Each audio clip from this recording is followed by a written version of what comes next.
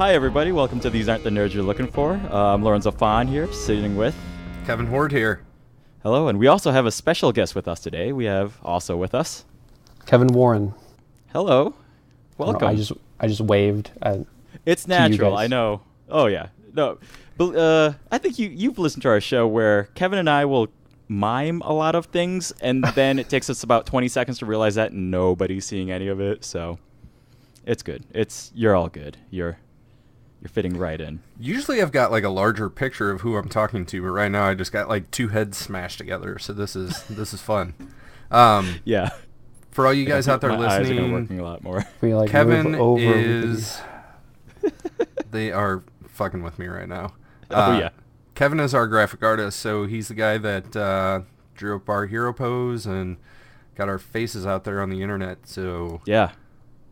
Which is very impressive considering that he and I have never actually met before this actual recording. Like, he has seen your face. Yeah, just via... I don't even remember what picture I forwarded to you to forward to him. It was a hero pose of you with your fist up in front of... Oh, that one from, with the Avengers car behind me? That'd be it. Yeah. I would have sent... Yeah, sending you a Disneyland picture makes sense. Okay. That was Disneyland, so... not a place I visit often, just every week or so. So... Just all the time. Yeah, just all the fucking time. So, anyways... Kevin, do you want to introduce yourself at all? Sorry, Lorenzo. Oh, yeah. No, that makes sense. Who you are, what you do, anything? I am like you said, I'm an illustrator, I'm a comic book maker, and a stay-at-home dad. That's about it. All right. Nice. All right. So let's get into this episode. This one is Lair of Grievous. This is Season 1, Episode 10. And the fortune cookie for this one is most powerful is he who controls his own power. So this one's a little bit more succinct than what we were talking about last week, where the grammar we had some question about. This one's pretty straightforward. I'm just realizing I didn't write down the original air date for this one. Kevin, do you have the original air date for this one? Horde? Yeah. It is December 12th of 2008, so this is 9.5 years ago. We are moving along, yeah. This is a director's cut episode. Yes, that I did notice. Which I don't think is any longer than... It seemed like it was only 30 seconds longer. They added there's 2 lines of dialogue or 3 lines of dialogue that they added into it, from what I saw on Wikipedia. Okay. Those TV schedules get very tight, man. Like, you can't take a second away from those advertisers, you know. You don't mess with the advertisers, so... Well, and the stuff they cut out's silly, but, I mean, we'll get into that. Yeah, it's a line or two, right? Yeah, so, yeah, we'll get to those when we get there. I kind of know what they were, but I don't remember if I took exactly where they fell into. But what we got going on in this episode is that we are... following right after the previous episode where Newt Gunray is escaping after Ventress and Argaius helped him out, right? Okay. So then at the end of the last episode, they kind of mentioned that Kit Fisto was seen in the area, so they'd kind of let him handle the business. And then sure enough, at the beginning of this episode, we have Kit Fisto getting a call from... Nduli and Ahsoka, and they're like, hey... Yeah, I noticed that, the way that Bombad Jedi ends, they're talking about, or at some point in time during Bombad Jedi, Luminara is kind of introduced as, hey, we're talking to her, but she's not here right now, and they do the same thing in Cloak of Darkness, where it's I just talked to Kit Fisto, he's in the area, so... Mm-hmm. I don't know if that's going to be a common thing from here moving forward, or if that's just coincidence that the last 2 episodes that happened, or what. I mean, it makes sense for these because these are actually chronological. You know, right. where some of the other ones you've watched where you in episode 3, or your season 3, episode 1 or 2 or 3 or whatever, you're not going to mention so and so, and then they're just going to happen to be introduced in the first season Well, I mean, it's the Right. first season, but Yeah, that there's totally definitely makes more of a sense. flow. Yeah, there's definitely more of a flow now that we're getting further into it, of them just kind of handing off episodes without them being complete arcs per se. You know, Mm-hmm. like they're this is kind of a bigger arc with Newt Gunray involved, but Yeah, we're he still doesn't getting really little have dips. anything to do with this episode, though. No, it's more he's the MacGuffin again, basically, right? Like, Mr. MacGuffin. yeah. Yeah, Warren's like eye rolling. He's like, yeah, yep. Let's see what happens next. So we got a comm call. Fisto mentions that he's in the Vasek system. Yeah, he says that the ship was tracked through hyperspace, by the way. So I'm gonna bring this up like every time. This is a huge fucking plot point in The Last Jedi. Like, Oh yeah, and I feel like maybe in The Last Jedi it was a little bit overplayed because we see it all the time, and I get that it's not like the same type of tracking because there was actually like a tracking device on the fucking ship, but I mean, yeah, but I mean, this is like a police cruiser type thing where, like, you know, it's a state vehicle essentially, so it's got a tracking device on it, so they're making sure True. that someone's not running off. It's not like they went off in a distance and there was no way they could figure it out except for random tracking. very very true. yeah. So- Because essentially, like in Last Jedi, the point that's being made is that they're actually following somebody through like the wake of the hyperspace lane that they're traveling through, essentially, versus like this has like a a GPS on it. physical GPS tracking system. Yeah, like somebody left like their Find My iPhone on, essentially, and they're just following that. Is Exactly. what's happening, right? Yeah. Yeah. Okay. Like even through hyperspace, they're just like, oh, it's going this direction. Just keep going there. I'm right? used to this 1 against 1 thing, but man, this 2 against 1 thing, I don't know. See how that Suck goes. it, Horde. That's right. So, Kit Fisto is talking to, I don't know. I wrote down he's talking to a droid. I don't know what that means. But we got a 3-way call with Ahsoka and Luminara and Fisto. And, you know, Fisto's like, yo, I found him. Luminara's like, yeah, so did your Padawan. And then she names him by name, Nadar Yep. Veed. And of course, this is just television writing. We have to introduce a character, but that would be like your mom talking to your sister and be like, ooh, I talked to your brother, you know, Lorenzo. Well, I mean, maybe Kit Fisto's had other students in the past. Who knows? I thought about that too, but I just ignored that. But like a first and last name call. Like, Well, yeah.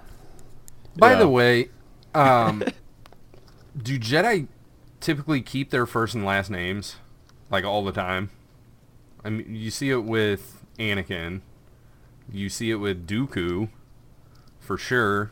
But other than that, do they get to choose their own names or names given to them? Because most of them definitely have first last names. And it seems like for a group of people that want to be able to separate themselves from connection and potentially their original family, so they don't have that draw to maybe go and find where they're from or whatever, they would change their names. That is a very good point. I've never quite actually thought of that. And it'd probably depend on, too, like, how old they were when they were taken, or, you know, taken They to have the to be temple. like toddler age or younger, right? Right. Because Anakin's 9 or 11 or something. He's like too old. way too old. Yeah. So it seems like they need to be young enough that they're not forming that attachment to be sad when they're taken away. Because Yeah, like there's no they memories won't know of the difference. parenthood. Right. Yeah. Which is kind of bullshit because you can have memories very, very young. Leia has Leia's- memories of her mom. I would, Yeah. case in point. But that you do bring up a good point in terms of these like Mace Windu, Ahsoka Tano, like Right.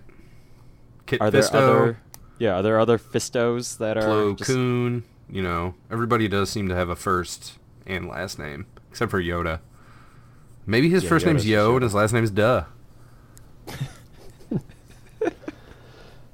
Uh, No? it doesn't help that we have Yoda and we have Yaddle, right? Like, Yeah, and she's, dull.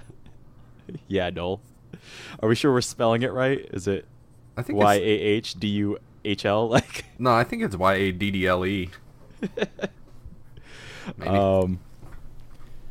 The Yoda one it's a separate thing since we don't even have like a species call out on that one, you know? Yeah. Like, we really just have Yoda and Yaddle to work on, so we got nothing. Like, they gave up on last names because it's like, hey, yo, it's only 2 of us. This is it. After like, 900 years, you get a little more casual. Yeah. So how old do you think Yaddle is? We are killing this episode right now.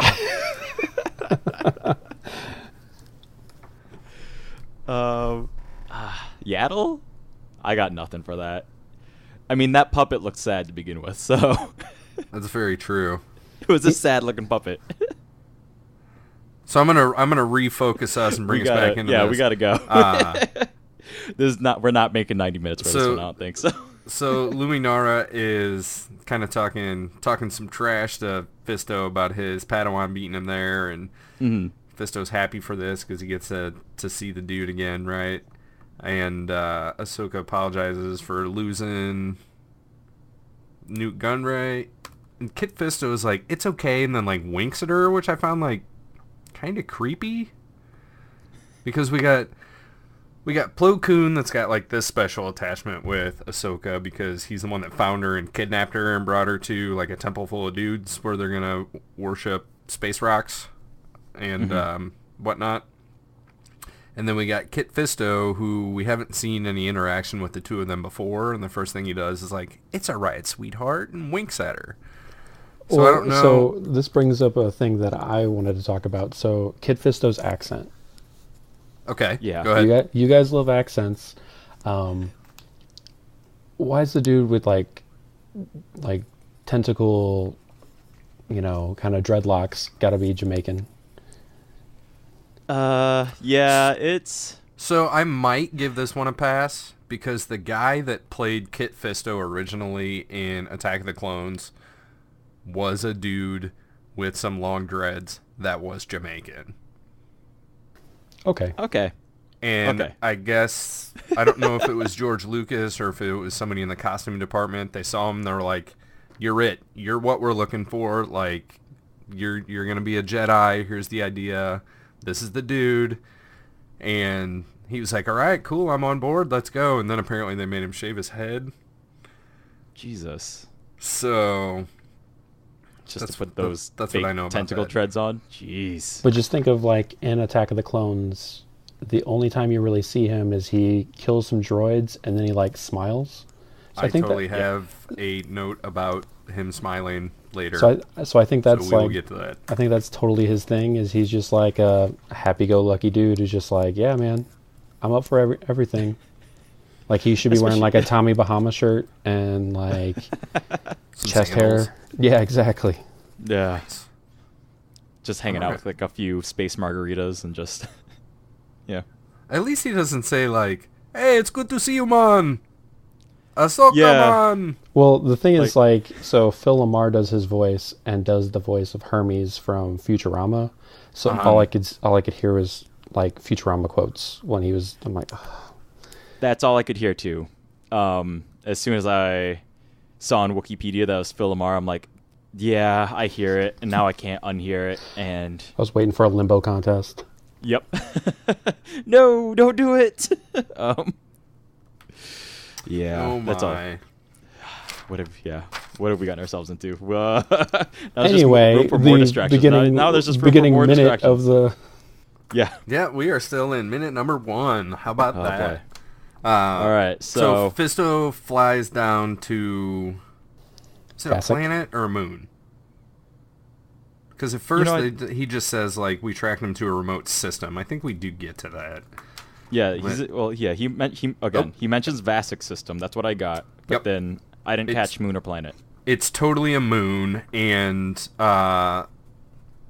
real quick to just make this real easy and clarify where he's at, he flies to the Vassek system, and then when he's in the system, he flies to the planet Vassek, and then when he is at the planet Vasic, he flies to Vasic 3, which is at least one of 3 moons of Vasic. So essentially they are Vasic 1, Vasic 2, Vasic 3. So he's on Vasic 3, the moon of Vasic in the Vasic system. Oh, okay. Because creativity is a thing.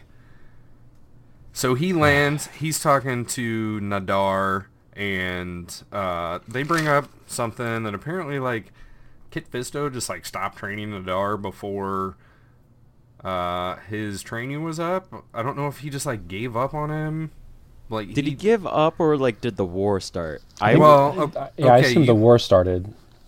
Okay, well, then why the fuck is Ahsoka brought in to be a Padawan during the war? Like, we got General fucking Skywalker fighting the war, and then it's like, hey, here's a good idea. Like, we'll take Ahsoka and, like, give her to him as a Padawan, but then we got another Jedi that's like, oh shit, there's a war. Like, can't train you anymore. See you later. I assumed that Nadar was, like, in, like, the last semester of his training type thing. You know, he was on cruise control until he could take the test. Okay. And then, you know, the war started, so they needed Kit Fisto to be a general. Yeah. I'll buy that. Know. Like, the teacher's aide took over. Right, exactly. Closed it out, yeah. I'll buy that. Yeah, see, that's kind of what I was inferring from their little interaction. That's because it didn't seem like bad blood or anything. It was just like, yeah, like, I understand you couldn't finish out my training, so I'm glad. He said something like, well, I'm glad we get to fight side by side with me being a knight or something like that, you know? Yeah. So, still not a master. Something to that effect, which he is reminded of that somewhat often. Yeah. Throughout this episode. So I guess he was just, like, sitting there waiting for Fisto to show up? Did he get a message that Fisto was on the way or something? Because they're just, like, Nadar and his couple clones are just, like, chilling outside their ship. And then Fisto shows up. They have their lovely, happy reunion. And one of the clones is like, we found it at the other end of this canyon. Or Super Valley, right? Yeah. And then I think it's Nadar that, like, drops his cloak and, like, throws his hands up like he's in a fucking Queen music video or something. And all the fog, like, dissipates, and they're, like, 10 feet from the front door. Yeah, see, this part I didn't get because you're on a stakeout, but instead of, like, parking down the street. No, they're parked right in front of the fucking building. Yeah, you go right into the driveway, like, with a in neon front of the sign garage. That says Jedi here. Yeah. Like, you're past the mailbox at this point, right? Like, this is how they knew where it was, because the clone was like, we found the mailbox, and so let's just park here. The driveway is, like, right there. Yeah, they're not going to check on the fact that some random people pulled into their driveway. No, nobody freaks out at that whatsoever. We're cool. We're chill. Just keep hanging out here. So this weird interchange kind of happens next where, like, they're approaching the door and the clones are like, oh, we have ways of opening that. And, like, they're holding a grenade. Like, they want to blow a hole in the door. Nadar wants to cut a hole in the door. Yeah. And Fisto's like, calm down, use your brain. Yeah, exactly. Like, have you guys tried knocking? Like, well, he says, patience. A second look usually pays off. Yep. Yeah. And then it angers me because he, like, just looks at the door and then he finds the button. There's no, like, scratches. There's no fingerprints. There's nothing to indicate that there's a button there. Not at all. I didn't see anything at all. I watched it like 3 times to make sure I wasn't missing anything. But it's the quickest pan over. Yeah, it's like a quick pan over, and he's like, I found it. Click. My note is, Fisto is like, what's this? It's a hidden doorknob. And fucking pushes a panel. And it's not even a knob. There's, like, multiple panels on the doors, and he just, like, pushes one, and it opens. Yeah. And there weren't many panels either. So, like, really, if you're just kind of feeling around, you would have eventually hit that door, right? Like, you would assume. Like even if you're just fucking...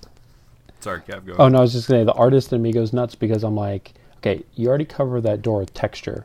All you got to do is put, like, a scratch or something that indicates it. And it's like, no, it's just like, we just put this, like, generic texture over everything, and he figures it out.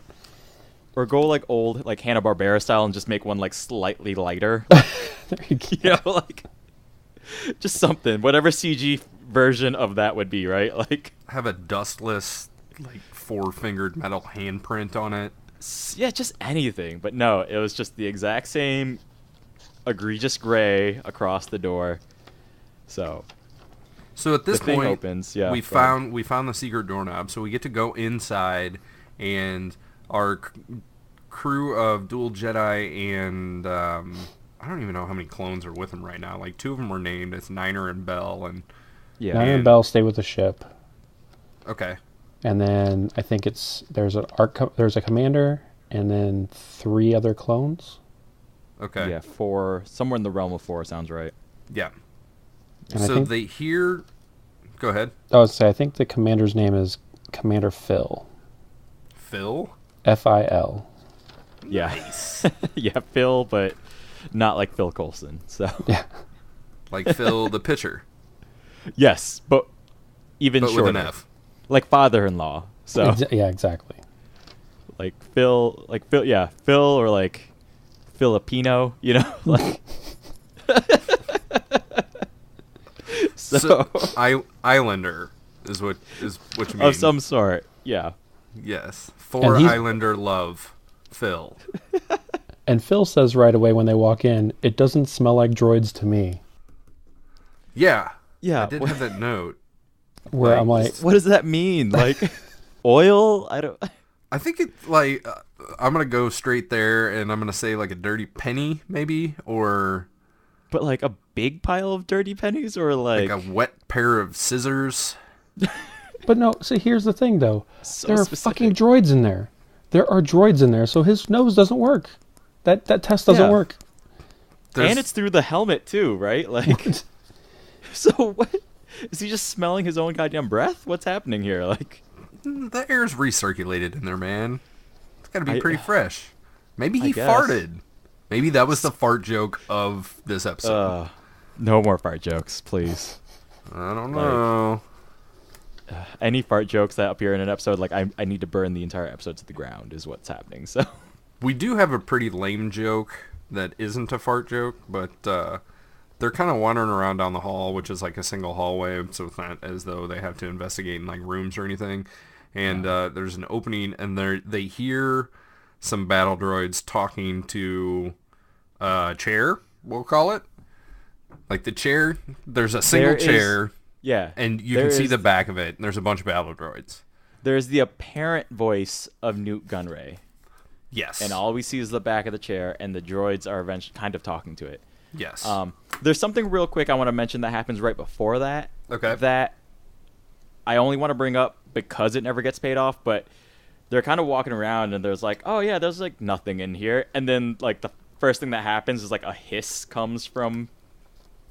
Oh, that does pay off. That pays off. Does it? Yeah. I don't even fucking remember at this point now. But there's like a weird hiss. They freak out, and then they get to the droids. Then we hear like Newt Gunray talking into the nether void, and then the droids are like, "Oh my God, Jedi! What should we do?" And then yeah, so we have this corny exchange where like the droids are talking about our crew, and Newt Gunray is responding, but yeah, they make the joke because like a droid's like, the Jedi are here, and Newt Gunray's like, I know they're near, and he's like, no, they're here, they're right behind you. And he's like, do something. So then we have a fight, and of course we just take out those droids, whatever. And I think it's Nadar that just like runs up and he's like, I fucking got him, and like spins the chair around. And Newt Gunray's like, haha, you fell for it, suckers. gotcha, bitch. Like, Well, and first, like, Nadar, like, overkills the droid. He, like, chops its head off and then like, rips it apart with the Force. And, yeah. And they're like, oh, okay. And so, Lorenzo, one thing that you were talking about last week, that I said I think that'll come up next week. Mm-hmm. I don't really remember how you set it up, but one of the droid deaths here is like they slice through the fucking droid. That's right, yeah. And then it stays together for a minute, and the thing takes a couple of steps, and then like the two pieces slide apart. Which I think they did the same gag in like Blade 2 or Blade 3, like back in the 90s. Oh man, yeah. There's oh man, because there's a few good like getting chopped into pieces things that were happening in the late 90s. First Resident Evil with the laser grid. Yeah, Blade was like a diagonal swipe across the fucking head. And One I of the think vamps, dude, like, yeah, and then the head dude kinda like shifts blinks off, right? and like half of it slides off. But we have the same thing here, except for it's like through the body. So yeah, it looks pretty cool. I feel like that's Blade 2. That seems like a Guillermo del Toro thing I think that so. He would do because he's fucking disgusting and they had in like a great way. They had the fucking vampires whose mouths like all opened up, Oh, like Yeah, they have predator mouth. Yeah. yeah, that's way better. I was gonna call it like spider butthole. Predator mouth is probably Yeah, predator mouth would be the way to describe that. Yeah. And Donnie Yen, who dies off screen, very annoyingly. He dies off screen. He gets one cool kick on a vampire, and then they run away, and then they come back, and he's like, yo, that guy's dead. If I was counting deaths, wouldn't count because we didn't see it.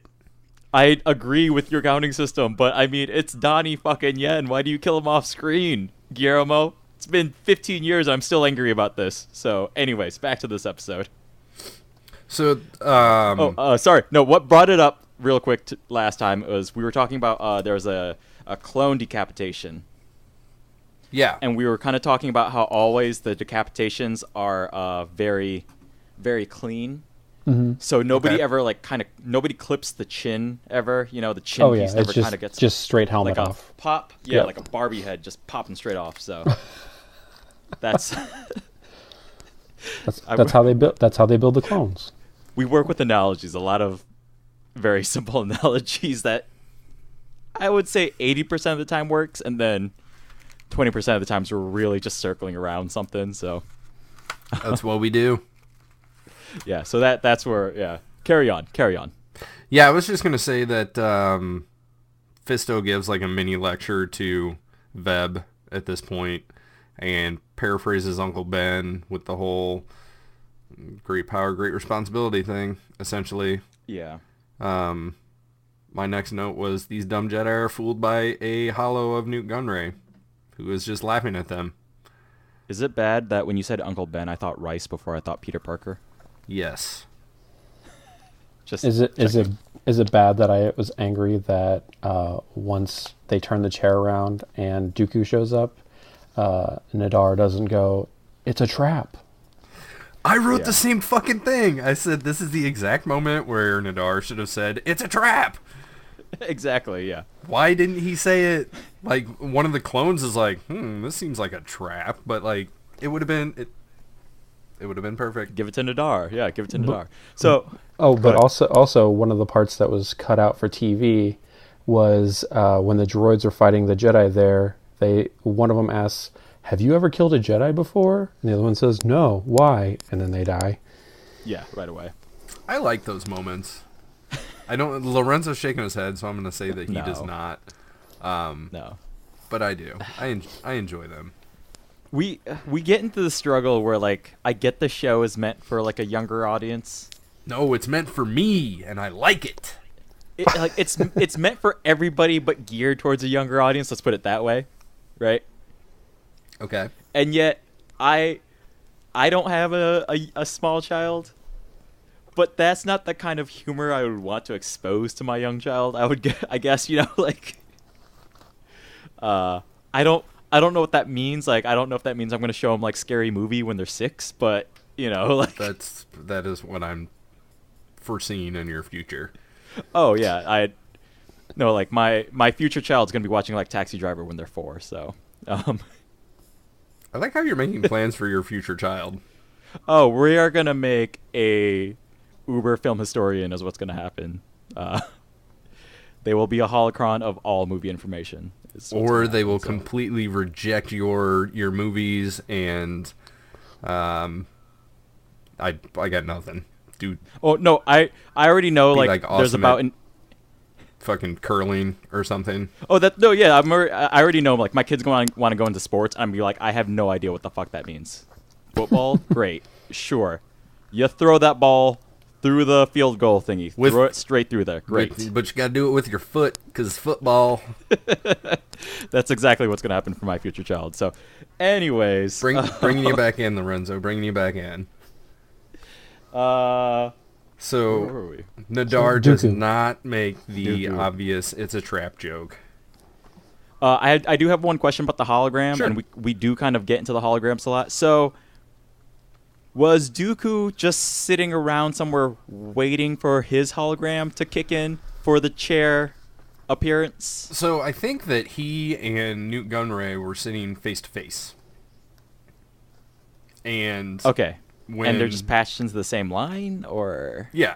Like, it just kind of, like, spun around real quick. The camera did one of these things that the listeners cannot see.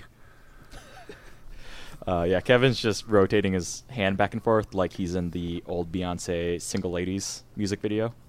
Oh, shit. Are you going to bring up Taylor Swift again this episode? I could. I could work in a Taylor Swift reference. I'm forming that connection right now, but we will avoid it unless necessary. So, but I still have questions. Like,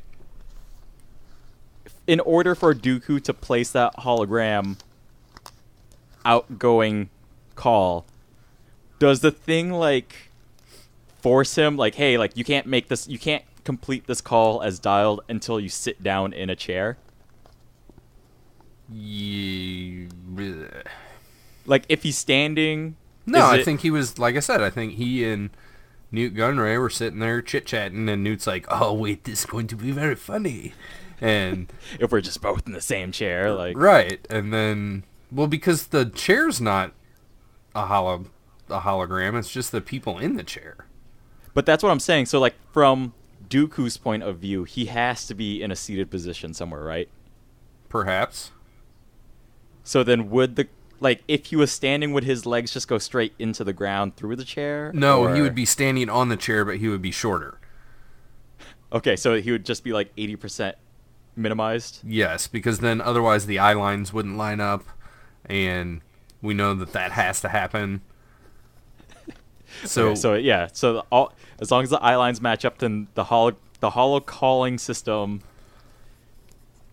the AT&T Galaxyverse is working this all out for them. Yep, space Skype took over, and they know what proportions things need to be so that the viewer getting mocked and laughed at does not get extra confused.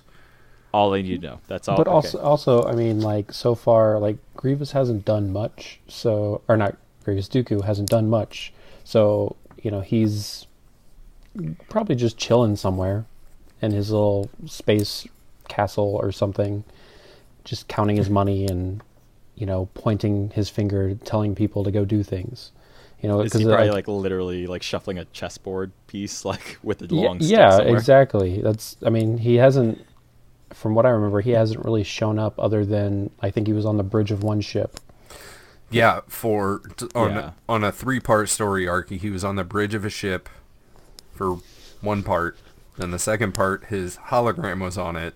And then the third part, he like Skyped in a couple of times and was like, fuck you, or right. You and suck. Then other than that, though, like he's just been making phone calls. Yeah. Yeah. So he's got all the time in the world. He's got a war. He's masterminding. He really is controlling this from afar. Yeah, I didn't think he shows up was enough. Masterminding it though. I thought that the mastermind was the dude that's running both sides. Well, true. Spoilers. But I mean, they're working together. Is that a spoiler, Lorenzo? Should I not have said that? I think we are assuming that people have seen all 6 movies before. We have been talking about how Sheev is the leak in the Senate, like a lot of times. So, retroactive spoiler alert a whole bunch of fucking times, I guess. Yeah, we're assuming that people have seen all, well, up to this point, where are we talking? 6, 7, 8, 9, almost 10 movies? Well, but I mean, this episode came out 9 years ago, so I think the there's We're clear. So if you're listening to this, yeah. Yeah, I go by like 6 months to a year, where I will, like, under 6 months you gotta, like, hey, spoilers, like, and tread carefully. Yeah. 6 months to a year, like, you can be a little bit more forthcoming with information. At the year mark, like, fuck it, dude, you have plenty of time. I mean, you're better than most of the internet. Most of the internet's like, oh, 2 weeks? Here's what happened in Avengers. Most of the internet's here's a like meme. two fucking minutes. Like, the movie just started. Here's what happens at the end. And here we go. Fuck you. Try being on the West Coast, guys, and avoiding. Oh man, like the movie is done on the East Coast. Whatever fucking movie, as long as it's not longer than 3 fucking hours. And I literally have to turn off my phone whenever I get people like, "Hey, we're starting Infinity War." That's funny. I'm like, think of that. I'm turning this phone off. I'm just letting you guys know. I'll message you guys afterwards, but this phone is 100% off. So I am going to text you and spoil the ending to Solo and tell you about how Chewie and Lando get married. See, that's why I paid the extra to have the fan night event where the show starts at 6. So I'm only like an hour behind you guys. So that's true. And in podcasting time, that movie already came out. Yeah, exactly. We're so far down the line. So anyways, we got to get back again. Yeah, we got to get back to this because there's some really exciting shit that happens. So after our hologram foolery, we go on a nice exciting adventure. A door opens. Yep. And we see a statue. And then another door opens, and we see some more statues, and then like some more doors open. I get that they're separating like these different statues, but I think it's kind of silly that it's like, oh, here's a door. Oh shit, there's the thing. Here's another door. Got some more stuff. So yeah, I mean, like for me, it's like, okay, so it's spoiler. This is Grievous's lair. This is oh shit. Is that what it means? But like for me, like, so Grievous is essentially a hunter, and I kind of equate him to like Kraven the Hunter in Spider-Man. Okay. Where like he's in it for the battle. He wants to kill the most powerful thing. Yeah, he's definitely described as like an ultimate warrior, hunter warrior, and like, but like everything he kills, every Jedi he kills, he takes a trophy from. Okay. You know, we've seen that before. He likes taking lightsabers. I would assume, you know, the things that he killed before, there would have been like a whole trophy room. Like, I think it would have been cooler if like they walked in and it was like this big grand hall and there's like, you know, creature heads on the wall, and then there's suits of armor and weapons and things like that. Yeah, I totally agree with you. I think that would be awesome. I think that this specialized kind of hallway of a maze of doors that leads you directly through this museum from one to the next is a little less effective in showing the grand scope of his ego and ambition. Right. Yeah. Because, like, at most, we do get, like, a table of, like, hair, right? Is that yeah. That's later coming on, up. yeah. Is that later on? Okay. Yeah, but still, it's... Kevin, it's just funny that you said, spoiler, this is Grievous's lair, because, like, the next note I have says, Kit Fisto, quote, this is the episode title. Like, he says, this is Grievous's lair. That's interesting. Yeah, this is the lair of General Grievous. I'm like, okay, great. Because, like, what we do see is, like, a mobile of a bunch of his face masks just kind of hanging there. Is the giveaway, I think, right? And yeah, it's all, like, the spare parts. Yeah, and they're just kind of, like, it's just there. It's the back room for extra bits of Grievous, I guess. Like, It kind of reminded me of the storeroom that Grievous fought Ahsoka in. Was that last week or 2 weeks ago? Last week? A few weeks No, back. it was last week, right? Because that was Cloak of Darkness. Yes, you are right. Yep. With Nduli. Yep. That's because I still keep thinking of Nduli as Shakti. I don't know why. Lorenzo doesn't know the difference between a Togruta That's really bad. and...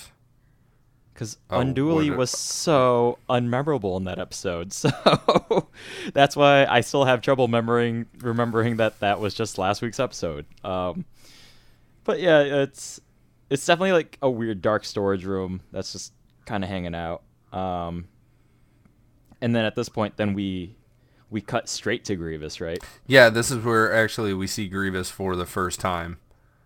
Mm-hmm. And by chance, Dooku happens to be he's calling him on his Skyping into him. Yep.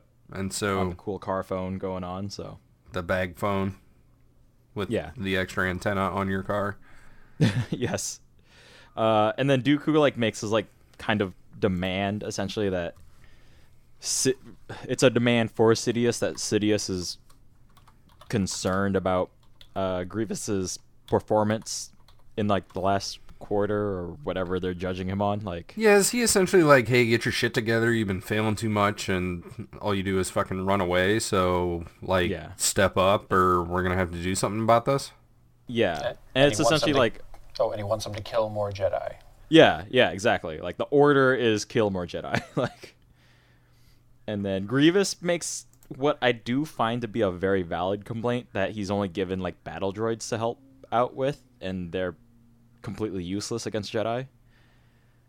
I do kind of find that valid, but then one Jedi is like 1 Jedi is worth 1,000 battle droids, so all he needs is like 1,001 battle droids, or all he needs is 1,000 battle droids and himself, and he can take out a Jedi.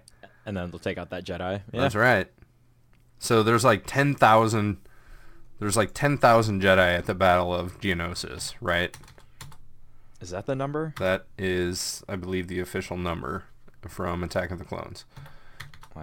So at that point, he just needs 10 million battle droids and Grievous, and he should be able to take all of them out.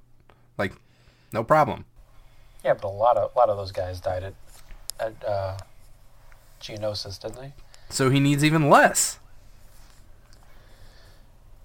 All right. Do they have a ship big enough for Grievous to carry that around?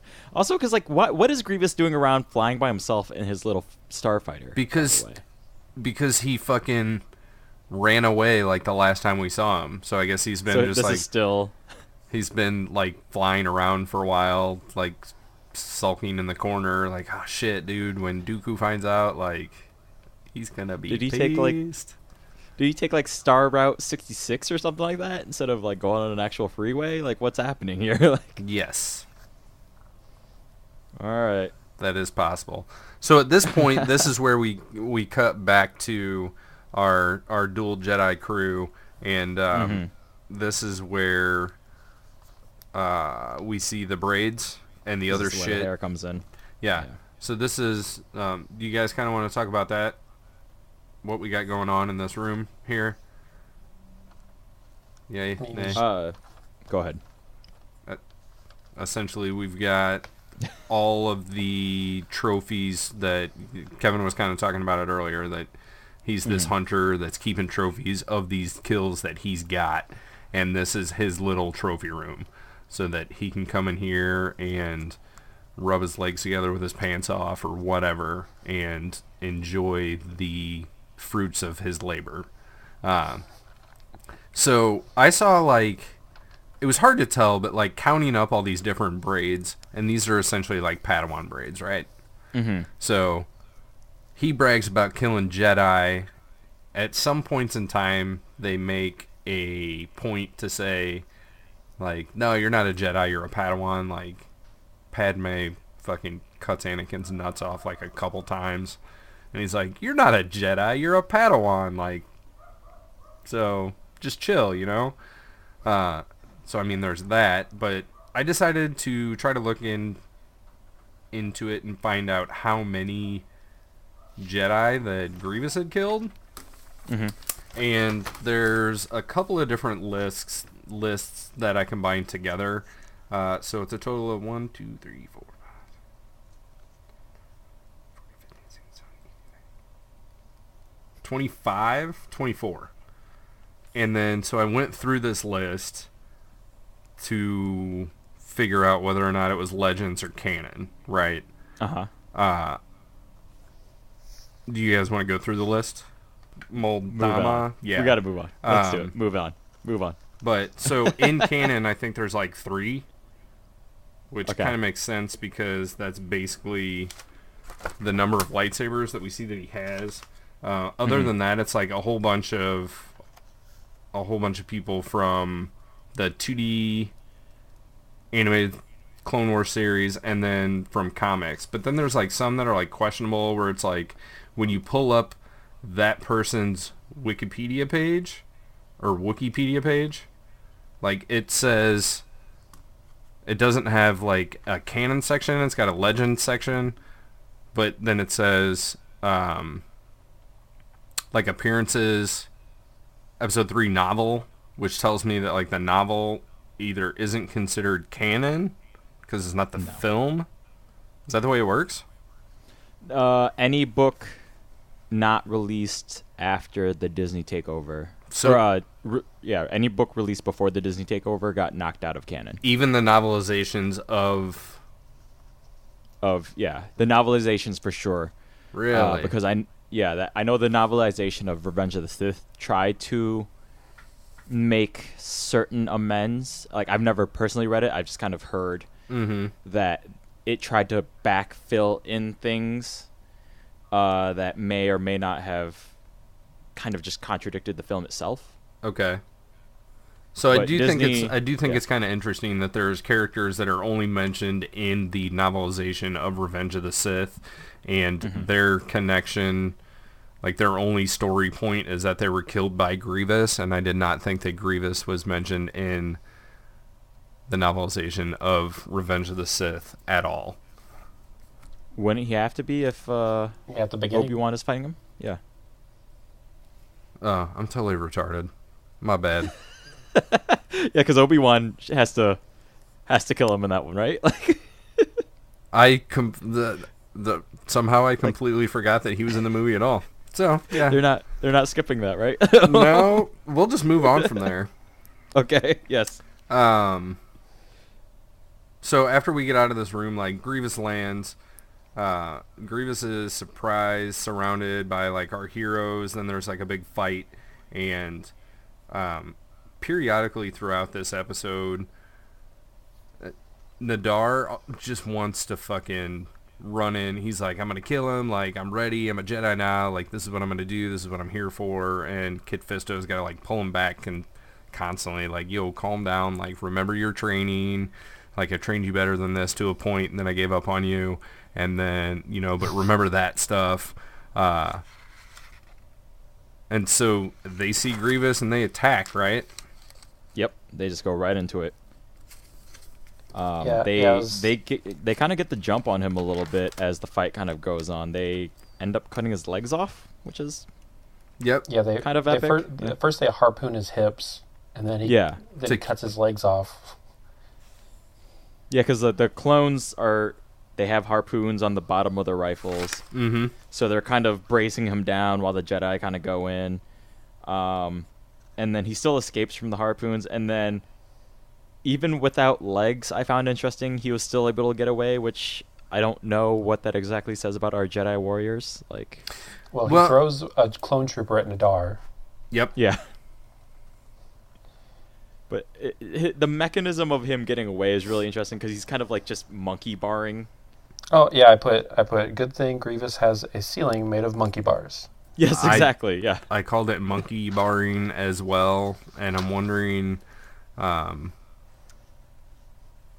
like, is he clawing into the ceiling? Is this something that he like designed to be ready to go for when he gets beat up in his own house, or? Yeah, it is oddly convenient that interior designer was like, what if we just put monkey bars everywhere? Yeah. I mean, if he didn't have robot arms, I'd say it's like upper body training, but I mean, but like just for like anywhere, like oh, I gotta get swole right here, Right. bam. I think we Let's go. I think we decided last week or the week before that Grievous never skips leg day, but probably always skips arm day. So I guess this is the answer to that. So he's like, fuck it, I'll just let my legs get cut off, and then I'll just never skip leg day again, or have to. Yeah, because have it's unnecessary leg day again. Yeah. So he's very calm about having his legs cut off though, as he's escaping. Yeah. and he's well, like, and oh then shit. like while he's escaping, they go to flank him, and he jumps off the ceiling at two troopers who are shooting him. He like tackles them. He tackles them, and but they're dead. They're dead. Yeah, he does take out two of them. It's a weird. It is like it's the weirdest mix of like that does seem like an actual strategy, but also just pure luck of two clones getting fucking murked right here and there, like. But anyways, so he leaves the room. His legs are cut off. What do we got? It's at this and then, point like- that I have a note that there's like a pan in or pan up to Fisto, and he just like smiles at the camera or something. Like Kid Fisto's got a couple of awkward smiles in this show.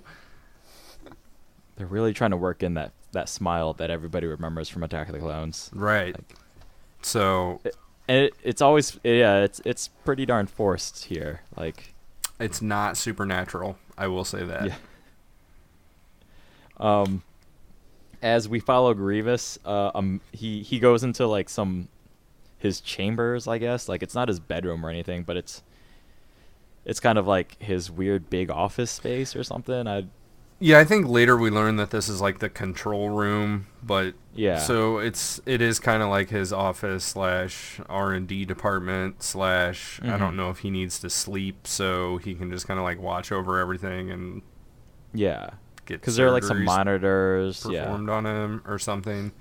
Veeb is pissed and like blames the clones. He's like, if it wasn't for them, I would have like fucking killed him. Like we'd be good. So instead of smiling, like Kit Fisto furrows his brow at this and then just shakes his head and he's like, let's go take care of the wounded. So like they've got their deal. Door opens, Grievous monkey bars his way in. He starts talking to the doctor. So now we've got an interaction with Grievous and some doctor that I didn't catch a name for. Did you guys? Is he like doctor They never something? mention the name. They don't say the name. According to like the Star Wars wiki or something, it was EVA4D. Yep, that's what I got. I The didn't other even get that thing, much. yeah, the one thing that stood out to me was that this medical droid definitely had a lot of sass on him. Yeah, he's like talking shit about fucking Grievous the whole time. Oh yeah, and he comes in with I don't know if you guys watched Hollywood Squares back in Yeah. the day, but Okay. he has like a full Paul Lynde. Yep, he has a Paul Lynde accent, and I could not. I was just so bothered the entire time because he has that. It's like the full sass is all there. It's like, well, if you didn't get your legs cut off, you probably would have won the fight. Like, you know. So this is on purpose. On the behind the scenes thing on the DVD, the guy that does the voice for this droid is sitting down with Matthew Wood, who does the voice for Grievous, and they're chatting about the episode and talking about how the two characters are like back and forth the whole time, right?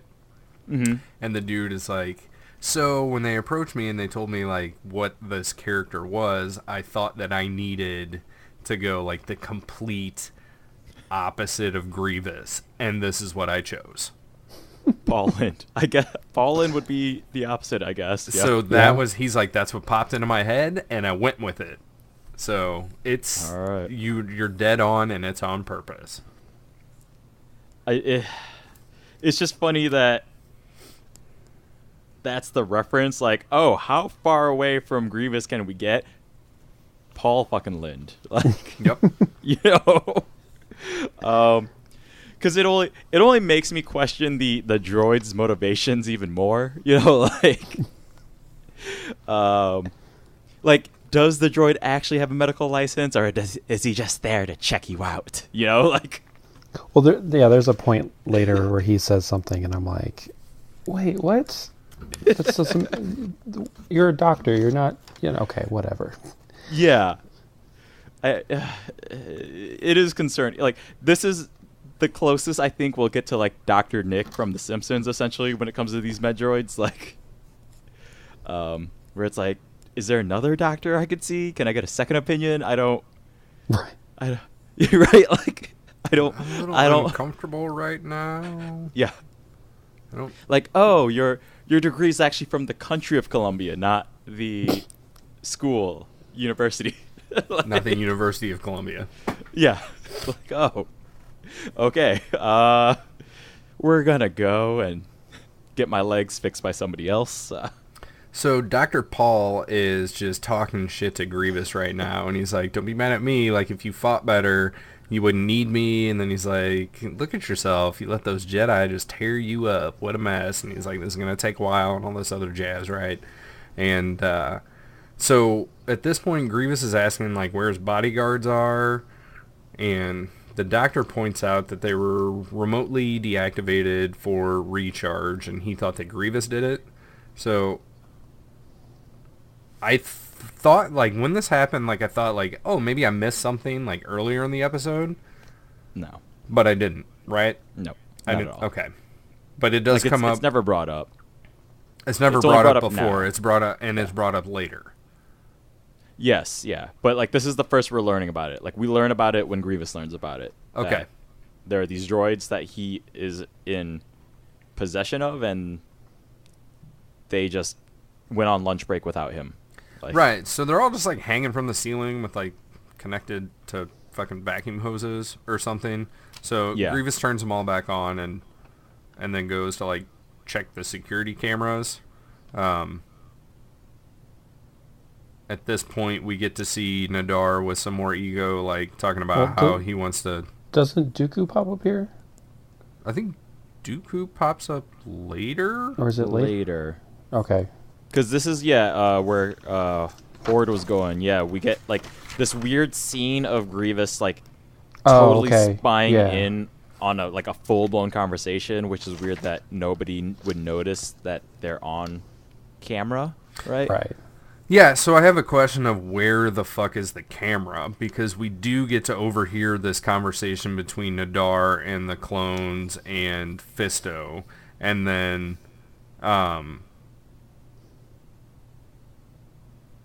Grievous, like, talks to them, and he's like, I'm gonna fucking get you. Well, you see it's like one of those eye things from, like, Jabba's palace. Okay. Mm-hmm. Like poking out of the wall, right? Mm-hmm. Okay. So then Grievous is talking to them. They get locked into the room. Is that where we're at right now, or they take off running? They take off. They take off running, and we go back to Grievous's point of view, and he's watching this. It's a small hollow projection of them, and they're just like, it looks like they're running in place, but in reality, they're running down this hallway. So I'm like, okay, where the fuck is this camera? Is it like a drone that's like just pacing them perfectly, or what? And can they not see it, or they're not? Why don't they just fucking take this thing out? Because it's not a static shot where they, like, run past something. They're just running as though they would be running on a treadmill while Grievous is watching, because the camera is panning along with them at the same speed that they are moving. I also had that question. Like, I have no explanation for it. Yeah, at most we just see a stationary eye cam. Right. But is it a mix of cameras / sensors that's working in tandem, or? I don't really know. Grievous really is kind of like lounging while he's like watching them run around. Yep. He totally the castle. Yeah, he's just kind of like hanging out. He's like, oh yeah, they're locked in. They're not gonna go anywhere. And then at the same time, he calls up like a few Magna Guards and stuff to Yeah, he's already sent the Magna Guards out to like take care of them. To blow shit up, essentially, His right? Yeah. IG 100 Magna Guards. Yeah. Ooh, very nice. I'm glad somebody was paying attention. I'm like, Magna Guards. I just called them Magnas the entire time. Yeah. So one of the clones like radios out to the dudes at the ship, which were Niner and Bell. Yeah. So Commander Phil, I think is who it is, calls himself Green Scout, which I thought was odd. Because usually they go by like the color of whatever their ornamentation is, which is like maroon or purple or something. He's like, Green Scout to Watcher Base. And Watcher Base is literally Niner and Bell standing outside the ship, like looking around. Yeah, just hanging out. Like, did they want to feel important? Like, no, we need to go inside with you. And like, no, like, Niner, Bell, like, you guys stay here because this is Watcher Base, and like, you guys are in charge of Watcher Base, okay? Like, oh, sweet. Well, what do we do? Like, okay, you are gonna stand and you're gonna watch. Like, what's confusing to me is like, it seems like right before they get blowed up, it seems like they are the communications relay. I think that's what they're supposed to be, but they fail big time. But in this universe, why is that a thing? Because if you can kind of holocom in from anywhere, I think because you've got to have like some sort of relay.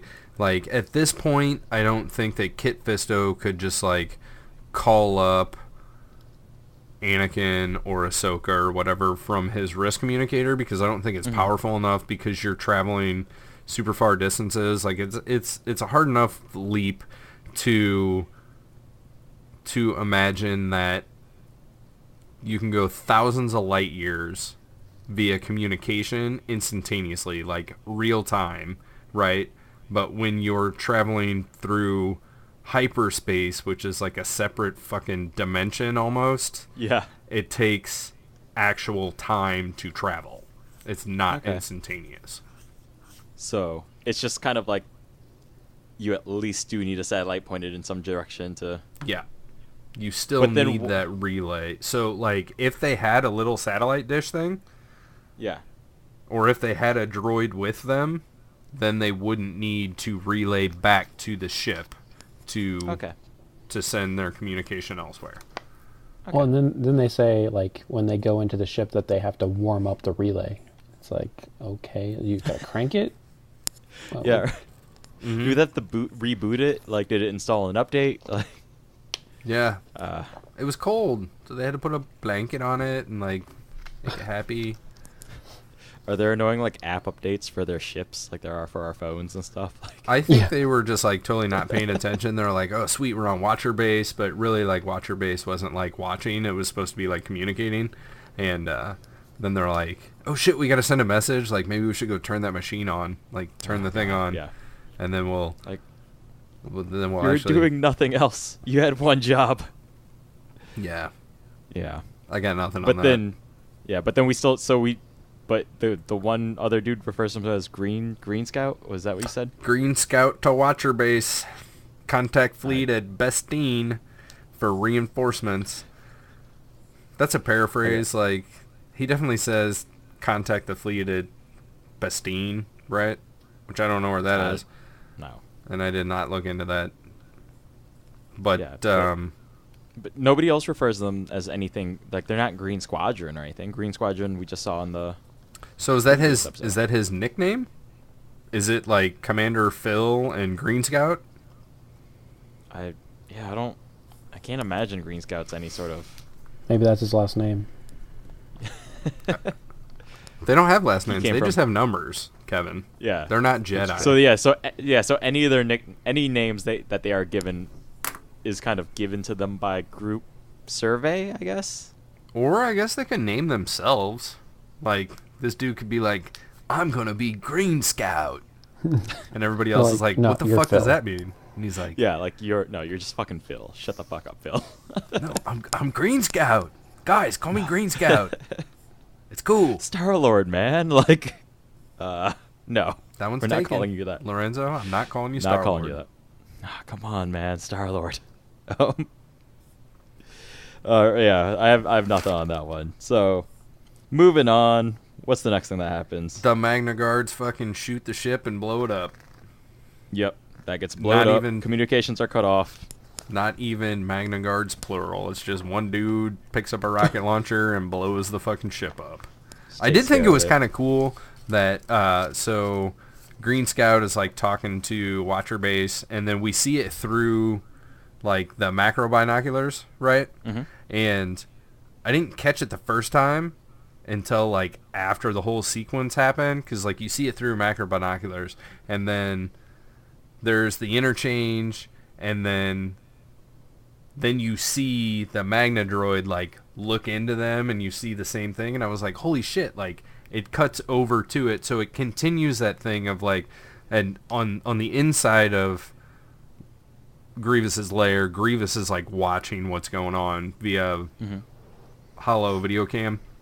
On the outside, the Magna Guard is watching what's going on with the good guys. Did you catch that? I did not, no.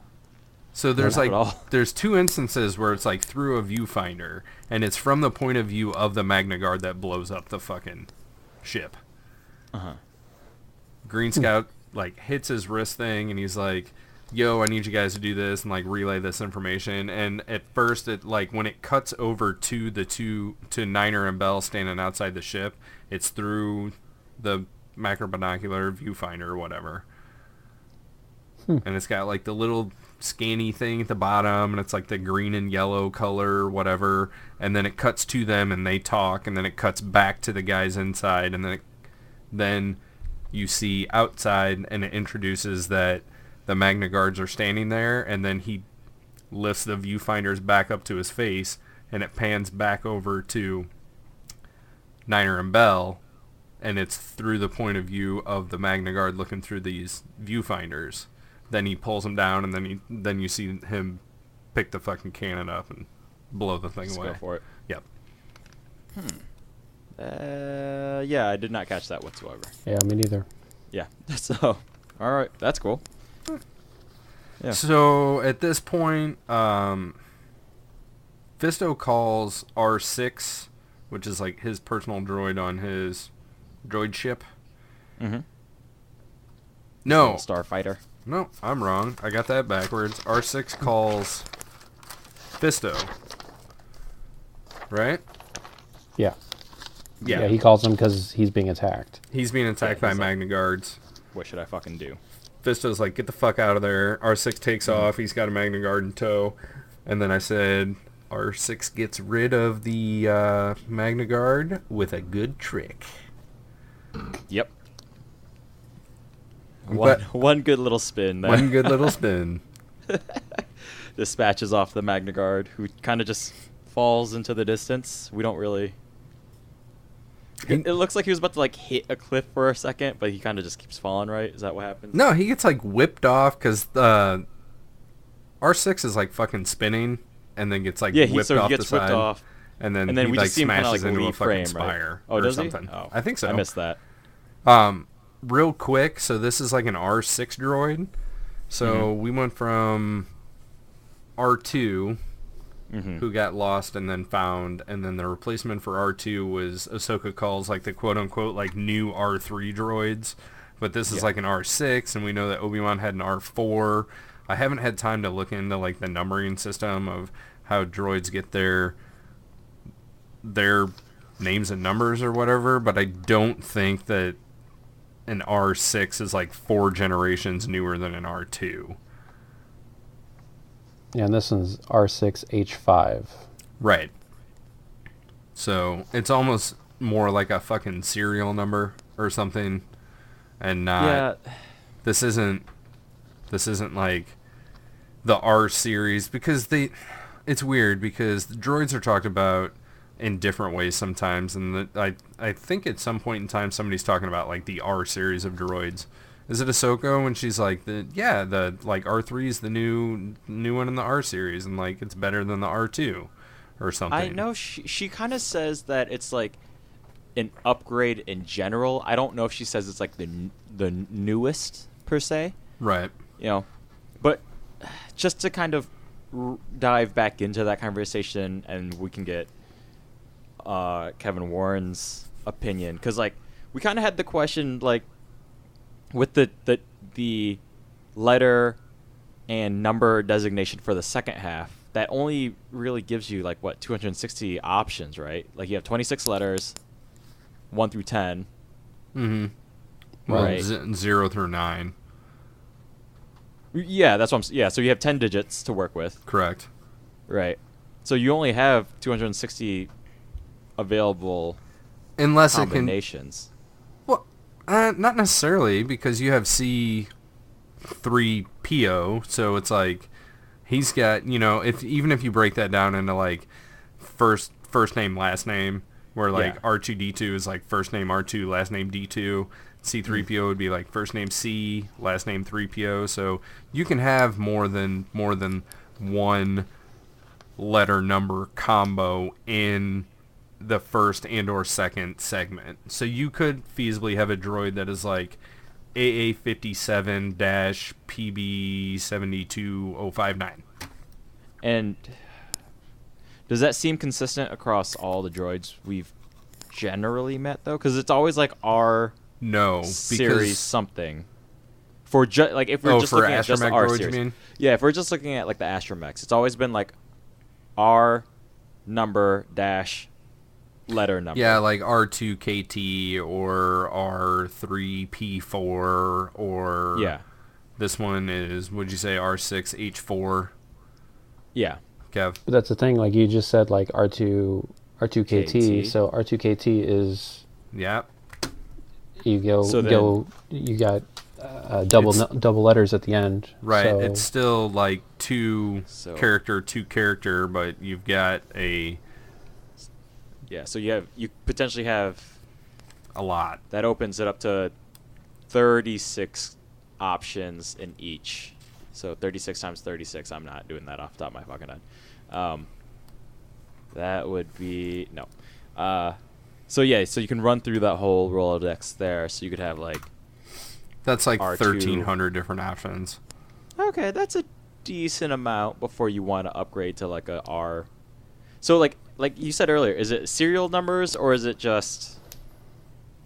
model number then designation? Well, I would think it would be model number then designation. But the thing about that is if R3 is the new hotness, it took 10 years for them to start building new astromech droids because R2D2 shows up in, Phantom Menace? Yeah, and that's only assuming that R2 is a new droid. Right. Well, I would assume since he was like on a royal ship, he would have been fairly new. But isn't there the flat cone headed droid? Isn't there one of those? Like, they're not all the dome headed droids on Padme's ship, right? There's one that has like the more conical head that's like flat at the top. And in A New Hope, there is one of these, and if we can assume that they look the same, right, that's an R4 unit. Okay. So is that an R4 droid at that point? So I think that what it is that this is going to take way more time to look into, and I don't think... And we're not going to have any answers right now, Yeah, I don't think we're going to come up with any answers right now. I think it's just going to give us more questions. Yeah, we were on a good roll until you threw in, like, with R2KT. Yep. Like, we were on a really good roll, and then we're like, shit, that changes everything. Damn it. Yeah. Okay, we got, like, let's just move away from this one. What is next here? R6 gets out of there, droid disappears. Yeah, it's Grievous back in his chair, but he shows up in like hollow form, and then he's like talking shit to the Jedi. Mm-hmm. And Fissa's like, come on, let's fight. And Grievous is like, not yet, but like what I wrote down is not yet, but enjoy my booby traps. because it's, we're paraphrasing here. It doesn't have to be exact, but that's basically what he says. He's like, I'm not ready to fight yet, but I've got all these cool things in my house for unwanted visitors like you. And Nadir, well, he's still missing legs at this point too, so it's like, it's a weird threat to be like, you sir, in the wheelchair, let's go. Like, right.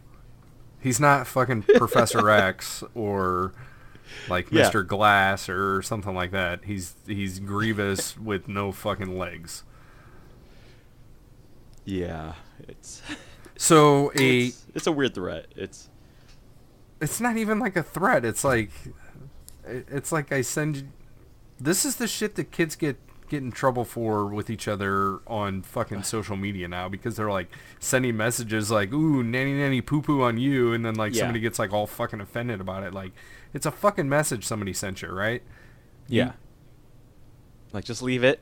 Like, let it be. Walk away. Like, walk away. Yeah. Like, Grievous has no legs and he's sitting in a fucking chair and sent you a hollow message that says how he's gonna fucking whoop your ass. Like, you already kicked his ass and he has no fucking legs and has his face fucking broke open. Right? Yeah. But he hits a button and opens up a fucking trapdoor. And we're talking like Super Mario Brothers style, like trapdoor. Like super huge trapdoor with a lava fucking pit at the bottom. Yeah. It took me like a second to realize exactly. I was like looking down while I was taking notes, and then I missed the trapdoor exactly opening. I just see a giant lava pit. And what's funny is, so of the two clones, one reacts quick enough to shoot like a grappling hook. That would be Commander Phil. Well, there's somebody that reacts even quicker than that, and it's the two Jedi. They're just like, whoop, and like hop up. Oh yeah, the two, way. Yeah. And then the two Jedi weren't the even clones phased, just fucking like fall, and so Commander Phil shoots a fucking grappling hook or whatever tow cable into the ceiling. Some suction cup thingy. And I'm assuming that the other guy didn't do it because his grappling hook is still in Grievous's thigh. Ooh, so he just was always fucked to begin with. Yeah. Good point. Yeah. Green Scout down for the count. Yeah. But it's the animation is really funny because like it's distanced enough that they kind of get away with just letting the rendering kind of get fuzzed out in the background. But there's definitely like a hard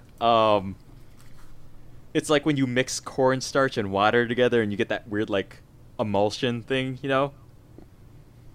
Yeah. And it kind of the clone kind of hits and slaps and then slowly like does a Terminator 2 like sink into it like. Yep. This is the way. This is the way lava works. This is what should have happened to Anakin. But I guess that's in the future of this show, so we don't need to talk about that. Yeah. No, he just gets the weird burns that come out of that, like, shouldn't work quite like that. I don't... Right. Yeah. What we do need to talk about is how sometimes these fucking cable guns that are attached to the clones' blasters are, like, fucking badass, and they can just propel them up mountainsides, and this guy's, like, 10 feet underneath the floor and having a real hard time, and it takes two Jedi and a fucking cable to pull them out. Hey man, it's hot in there. That tow cable it was very degraded. Its strength was just so are they like single? Right? It's like one use only, but since he shot it at Grievous, and now, see, look, as they work in the movies, I've always been confused by grappling hooks. Okay. Because like the most realistic use I've seen of them is like somebody's literally wrapping a rope around some sort of like crossbow situation, right? Okay. That's like probably the best, most realistic thing where like there is a giant rope that somebody needs to fucking coil in some form.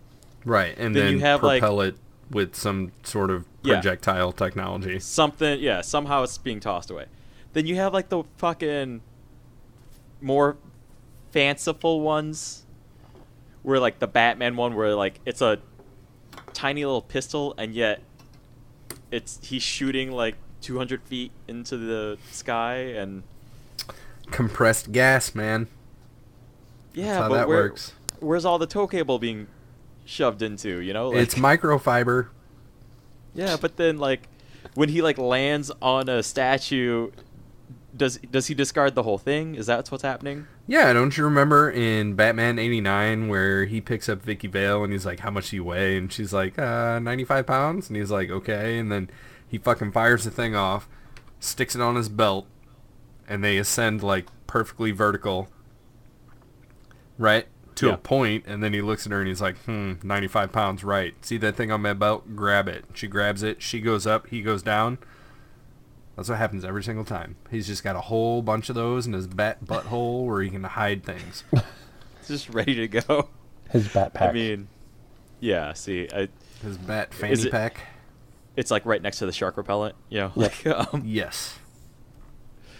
Yeah, see, so I don't know if it's a one-time use. I got nothing for you on this, you know. I think it must need to be. So I guess like is he sitting there like musketing it back into? No, there's like there's like a recoil on it. So it's just winding back in. Yep. Or like in a Phantom Menace, you know, like when they all shoot and they go up to the window above. So those are different, and I know this comes from the novelization, which I just realized is not canon. But that is like some weird liquid cable thing. It's like a fucking squirt gun that they shoot, and that's why it just like hits whatever it hits, and then it like solidifies, and then that like recoils back into the gun and like re-liquefies. See, now I'm just more confused. I don't like that at all. I don't like that at all. No. I don't bring the happiness, man. I bring the nothing. Truth. Speaking of the truth, moving on. Yeah. It is true that Grievous has what he basically calls his dog, and it's this big fucking monster-looking thing. I know it's got a name. Gore. There we go. Yep. So this is going back to that noise that they heard when they first walked in. Right. Okay. I didn't make that connection. I had to watch it twice because I was like, "What was that noise?" And then I realized, "Oh wait, they fight a giant monster." Yeah. It's Grievous's dog. Doesn't he call it a dog? Why. Or does I guess he just calls I think he calls it his pet. Yeah, he just calls it his pet. Assumed. Because I have a pet dog named Chewbacca Presley, and I have 2 fish named Pinky and the Brain. And so when I think about pets, like, my dog is more terrifying than my 2 goldfish. Yeah. So I just went with dog. And apparently this thing is called a rogwort. Yes, it is. Yes, yeah. Have we ever seen rogworts anywhere else before? Well, it's the size of a rancor. I wrote that down. Yeah. And apparently there are the bones of one in The Force Awakens. Yes. Oh. The appearances are this episode, and then it says Showdown of Smuggler's Moon Part 3, 4, and 5, which is, I guess, from a comic, which is Star Wars issue maybe 10, 11, and 12. And then Star Wars Episode 7, The Force Awakens. Interesting. Alrighty. So so this would be its first appearance in real world chronology. Yeah. Yes, even including like all of the films. Wikipedia does have a quote from the rogwort, and it goes as follows: roar, grunt. So that is the quote on Wikipedia of a rogwort. Is somebody getting paid for all of that? Like, what? I'm not really sure. What is happening there? Okay. So Grievous sends this monster out to hunt down our 2 remaining Jedi and the 1 remaining clone. Yes. Yes, yep. I called them the trio for right now, which spoiler alert does not last long. For right now. Yeah. So this thing seems to be pretty tough. Like it's fighting pretty well against these 3 dudes for a little bit, and one of the Jedi, I don't remember which, like, I think it's Fisto, but, like, he runs up and just, like, smacks this thing in the face with his lightsaber, which just, like, pisses it off, and then it grabs poor Commander Phil with its tail and just picks him up and, like, smashes him into the ground. He's dead. But before we do that, it cuts to Grievous. Grievous doesn't even watch the fight. No. Because the doctor comes in and is pretty much saying, like, hey, your improvements are getting cold. He's like, I have better things to do, or I'm not here to take care of you all day or some shit. And I'm like, he says, contrary to your opinion, I do have better things to do. What does this droid do? He's a doctor. That's his job. He's watching Hollywood Squares, okay? Like, I was thinking maybe he wants to be on a game show. Yeah, he's gonna be at Cinema Square at some point. Actually, he watches soap operas. I have better generals to hang out with than you. You're incredibly good at that, Lorenzo. I love that accent. I love Paul Lynde growing up. I just, when you're a child, you don't understand that, hey, that's a gay dude. Right. It's just his voice. It's a cool voice. I just liked it. So it's because that's kind of my impression of both Paul Lynde and it's like a half stuff away from it's my Katharine Hepburn impression when she kind of got the weird shakes going on. Like, okay. Just kind of mix the two together. So there's a few accents I can do really well. It's going to be Paul Lynde, a very shaky Katharine Hepburn. And yeah, so. Keep on going, man. You got to go into like the old movie stars, right? Where if you go younger Katharine Hepburn, then you got to go bigger mouth, with the transatlantic that was really bad. The transatlantic accent where it's like, "Oh, Howard, we're flying right towards a mountain over there. Do you think the people of Hollywood are going to notice if we crash this plane right now?" Yeah. So yeah, I watch a lot of old movies, okay? So. Hey, there's nothing wrong with that. I wasn't going to stop you. I'm egging you on here. Yeah, so that's my old stars of the 20s and 30s and then 70s hit list there. So I got a range. That's my range. There. Yeah, there's no theme. There's just random impressions. There's nothing wrong with that. As Kevin said earlier, we love impressions on this show, and. Yes. That leads me to believe that we do those things more often than I think we do, and I don't know if that's a good thing or a bad thing. So yeah, see, Kevin's the only one that goes back to listen. I give a quick listen to make sure things are lined up and nothing completely broke. Kevin goes into the minute details to make sure things don't break. Yeah. I leave it all behind. So I if we do a lot of impressions, I have never realized that. I will have to keep a mindful eye on that. Or not, and we'll just keep doing what we're doing. So, whatever works. Well, if Paul Lynde keeps coming back, then then I'll realize I'm doing it a lot more. So I guess we will see. Anyways, while Paul Lynde droid is working on Grievous says a few odd things, right, about the changes he's going through. Like, because Dr. Paul says something to the effect of, "I don't know why you submitted yourself to the changes." There we go. Yeah. Of all the faces I could have given you, you chose this one. And Grievous says, he says, "There are improvements. I submit myself to nothing. I choose them." I do not have a general Grievous impression at all, even though it's in my head, but I can't get it to come out my mouth. Yeah, it's a hard one to do. I wouldn't even try because it's just. Yeah, it's because you gotta go gruff and add in metallic, "Oh, Kenobi." Yeah, another fine addition to my collection. Next time, make me a woman. I got nothing, right? Yeah. So he gets two new legs and a new face, and when he gets his face taken off, he's definitely howling in pain, and So is the faceplate connected to like the musculature tendons of his? I don't know that face, he's got any musculature or tendons left in his face, but I think that there's got to be something that like keep his eyeballs in place and like hold all of his shit together, right? So I don't know why at this point he's got any pain receptors left. Like, you think that would be something that he would have eliminated a long time ago to increase his efficiency in doing whatever it is that he's doing. Like, why he did all these improvements.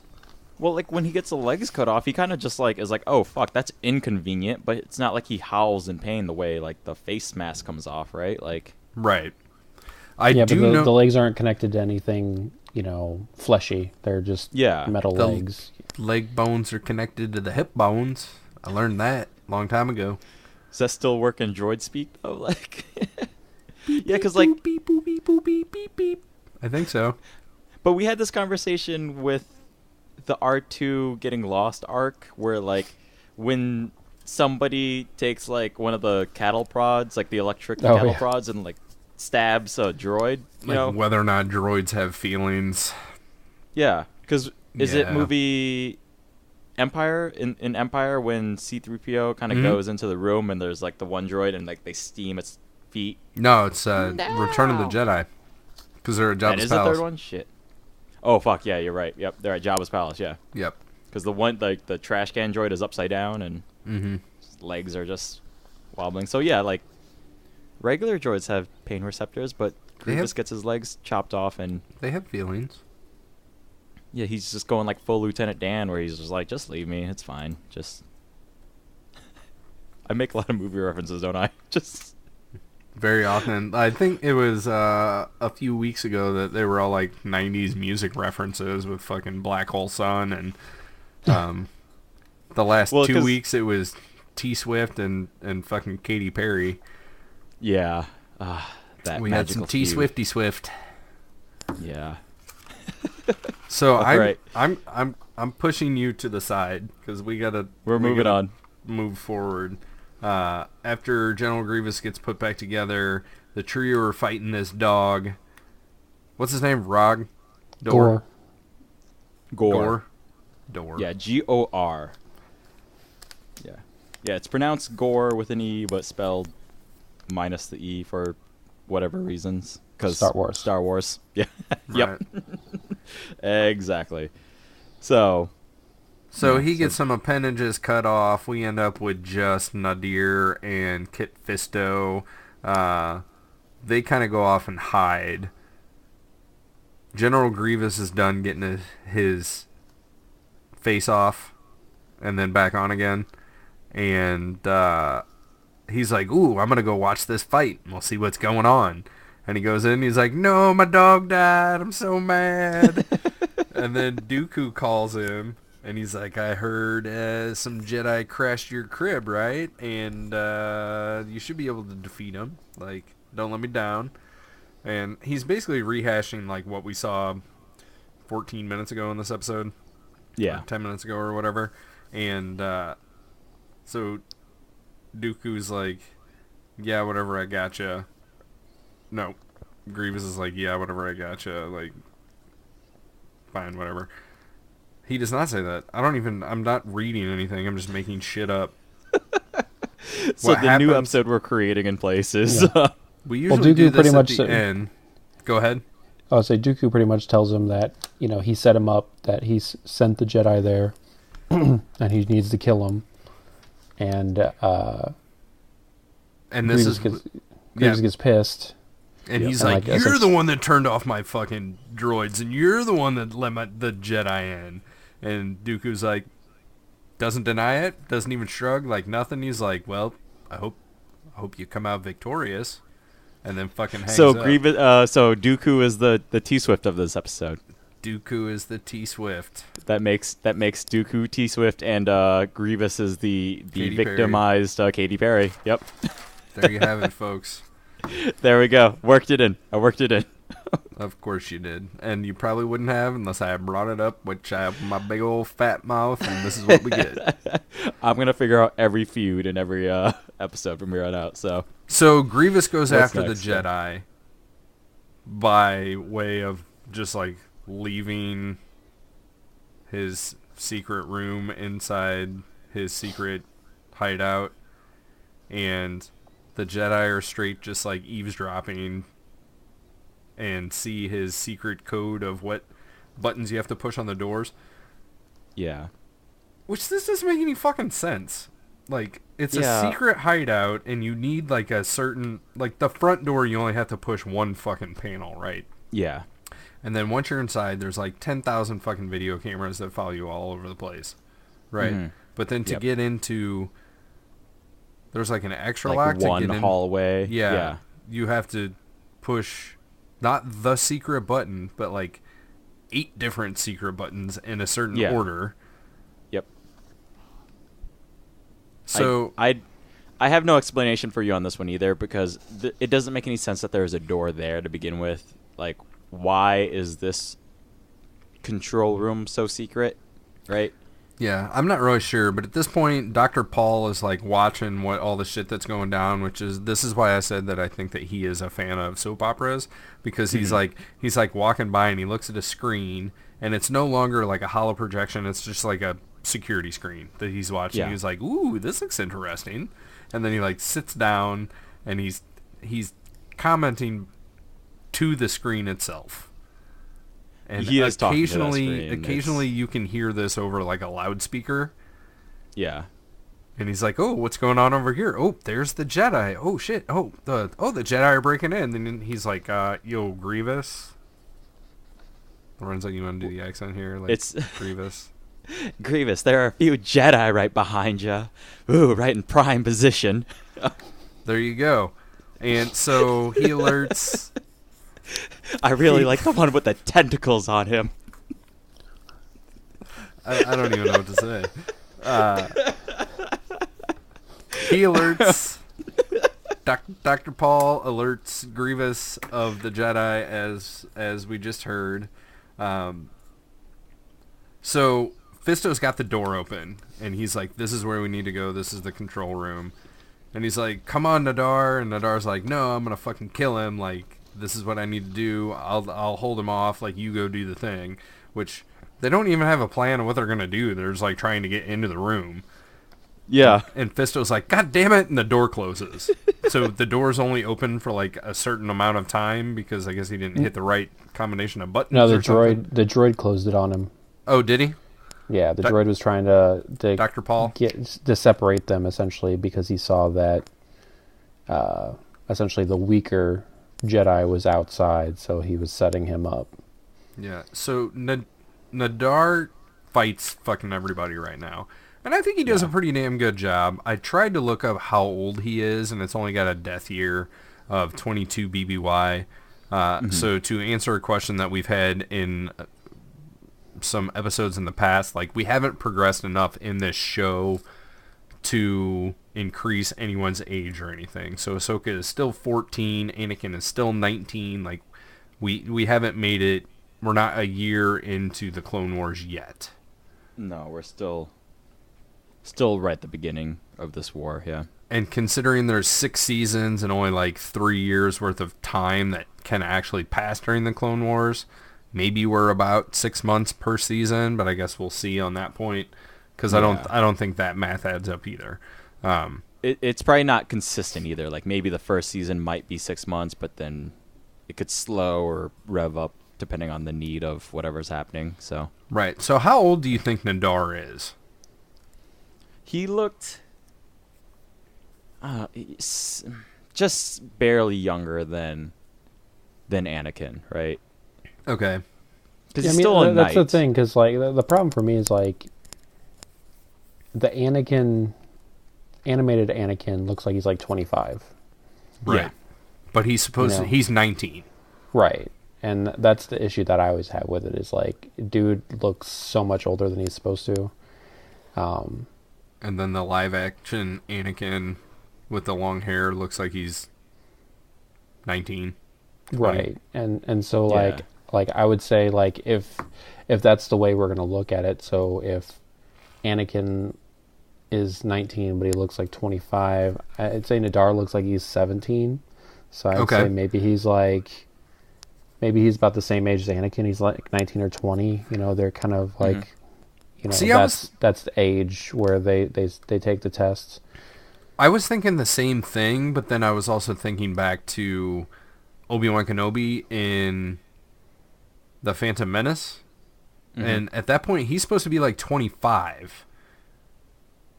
Yeah, but he's outside of the temple. Like, he's not in the temple training. He's with Qui-Gon, who's not necessarily following the path of the Jedi's teachings, in the traditional sense. Okay, and then I'll bring up again that Nadar was trained by Kit Fisto, but then just like abandoned. So you would think that would delay his ability to pass the trial. So I feel like he would be like further behind. Like, well, but you also have to think they're in the middle of a war and they're in constant need of generals. Okay. Yeah. So you would think, I can't remember. It's probably not even canon anymore. It might have been it might be the old Genndy Tartakovsky Clone Wars, but they talk when they promote Anakin from Padawan to a Jedi Knight. Essentially they say they make a comment about how more knights the are nature, needed. The nature of war has caused them to speed up the training process so that they have more soldiers, more generals on the field. Okay. Yeah, that's pretty much what I was gonna say. Like, I've had this complaint about Ahsoka being in the position she's in because they just are in war. So they throw a 14-year-old, and she's a general that trumps all these like clones who are literally bred for this exact reason. I don't think she has the title of general, but she does quote unquote general, outrank. Do they call her General? Yeah, they call her Ahsoka? General. Yeah, that's lame. So it's pretty explicit that because because it's like in in the movie where they're like, well, I'm a Jedi, and so therefore I'm a general. Like, no, well, she says, technically I'm a Jedi, so that means I outrank you. And Rex is like, well, for me, experience outranks everything. Yeah. And she goes, I better go get me some. Yeah.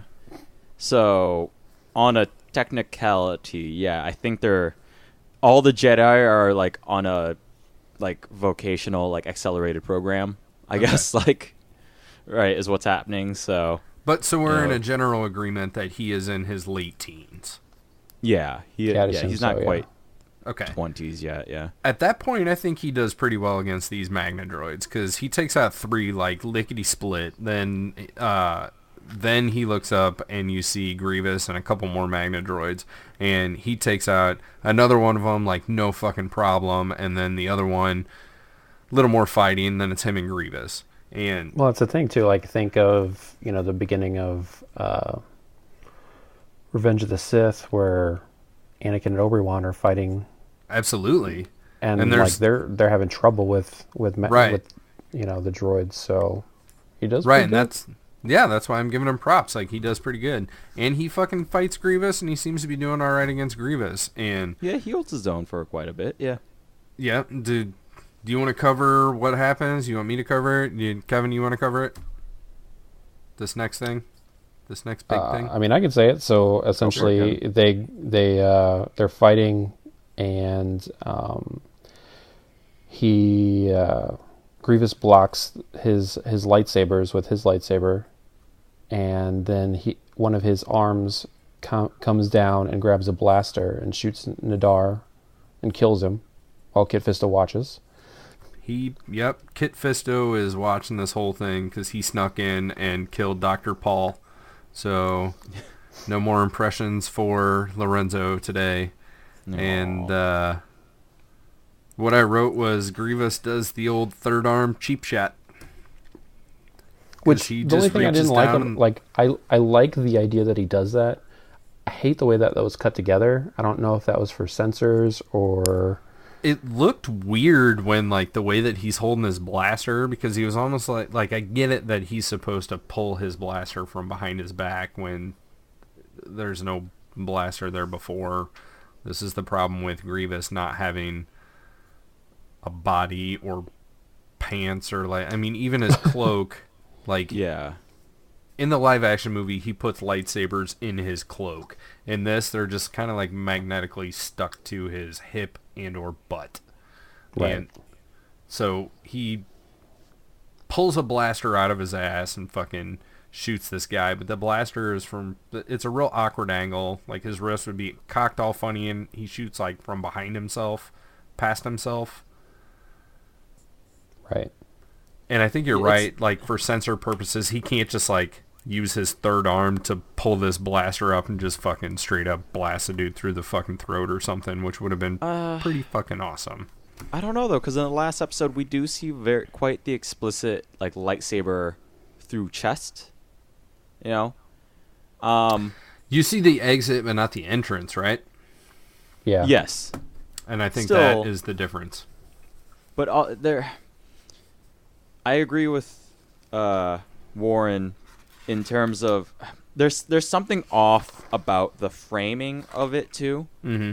The way they set up what is exactly happening, because you see the two arms holding sabers, you see the arm coming down, but the frame is a little tight, so you kind of see half of Grievous's body, but a lot of it is like darkness. You don't see the yellow plated parts of him per se. Right. You know, so you kind of just see a hand coming into the darkness. It comes back out in the darkness, and then in that darkness is like a dark gun thing. And you just see the blaster bolt, but not like, the setup for what's happening.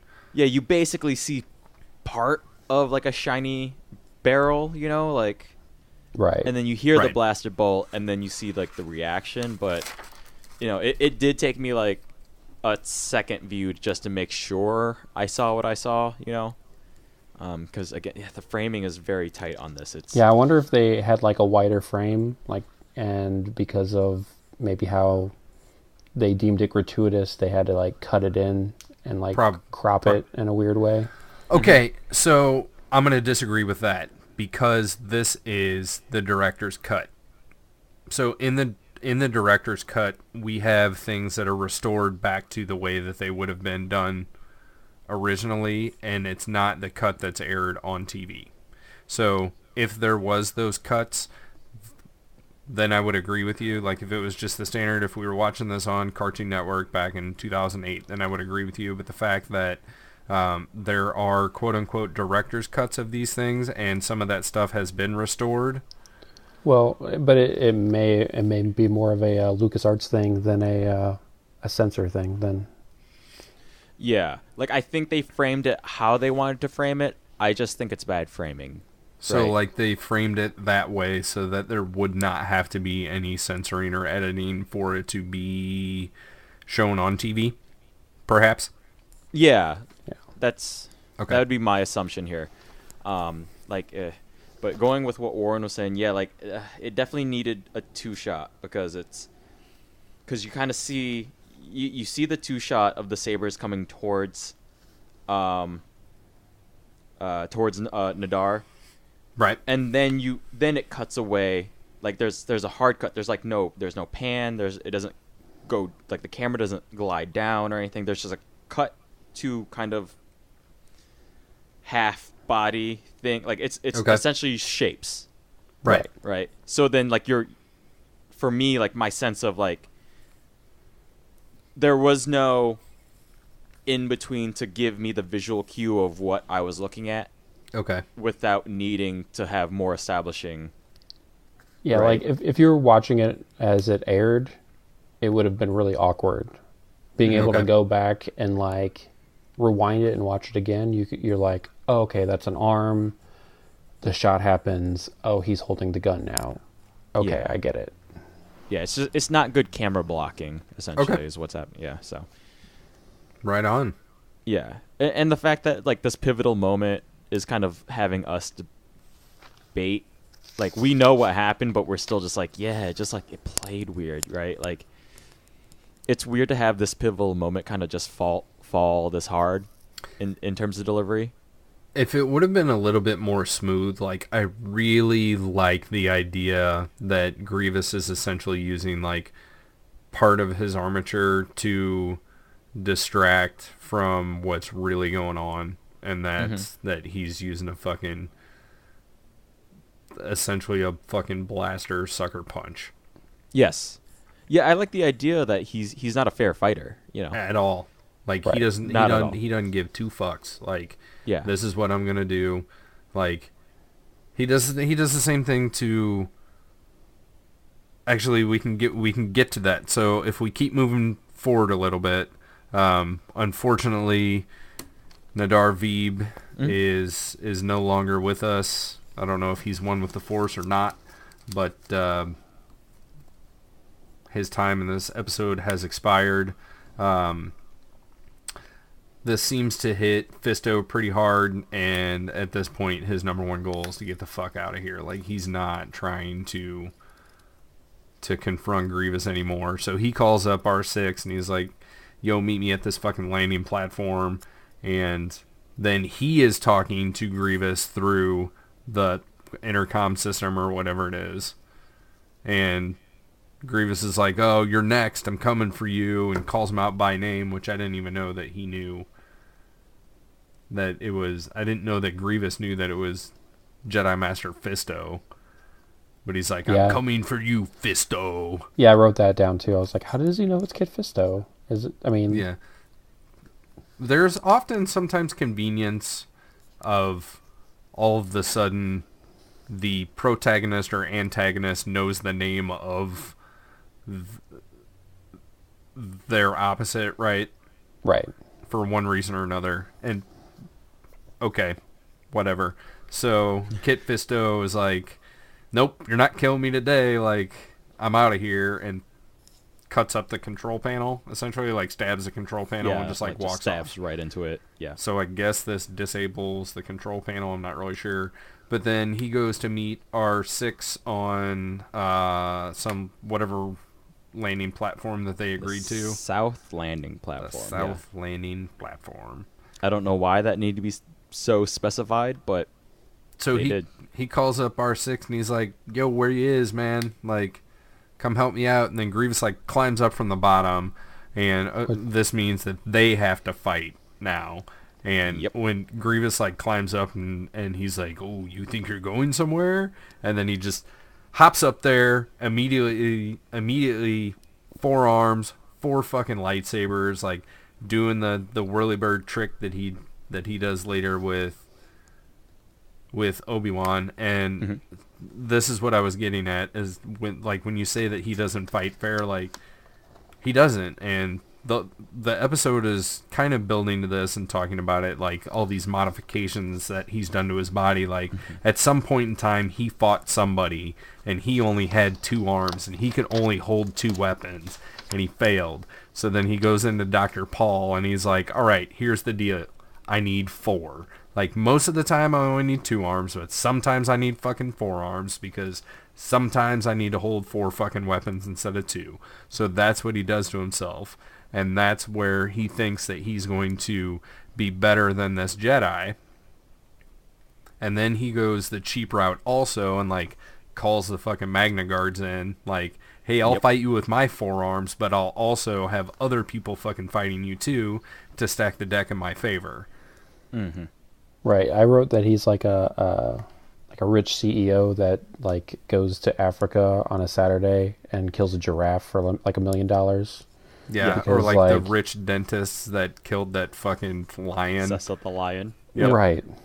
Because it's like, look, I killed a lion. Like, no, you were at the fucking zoo, asshole.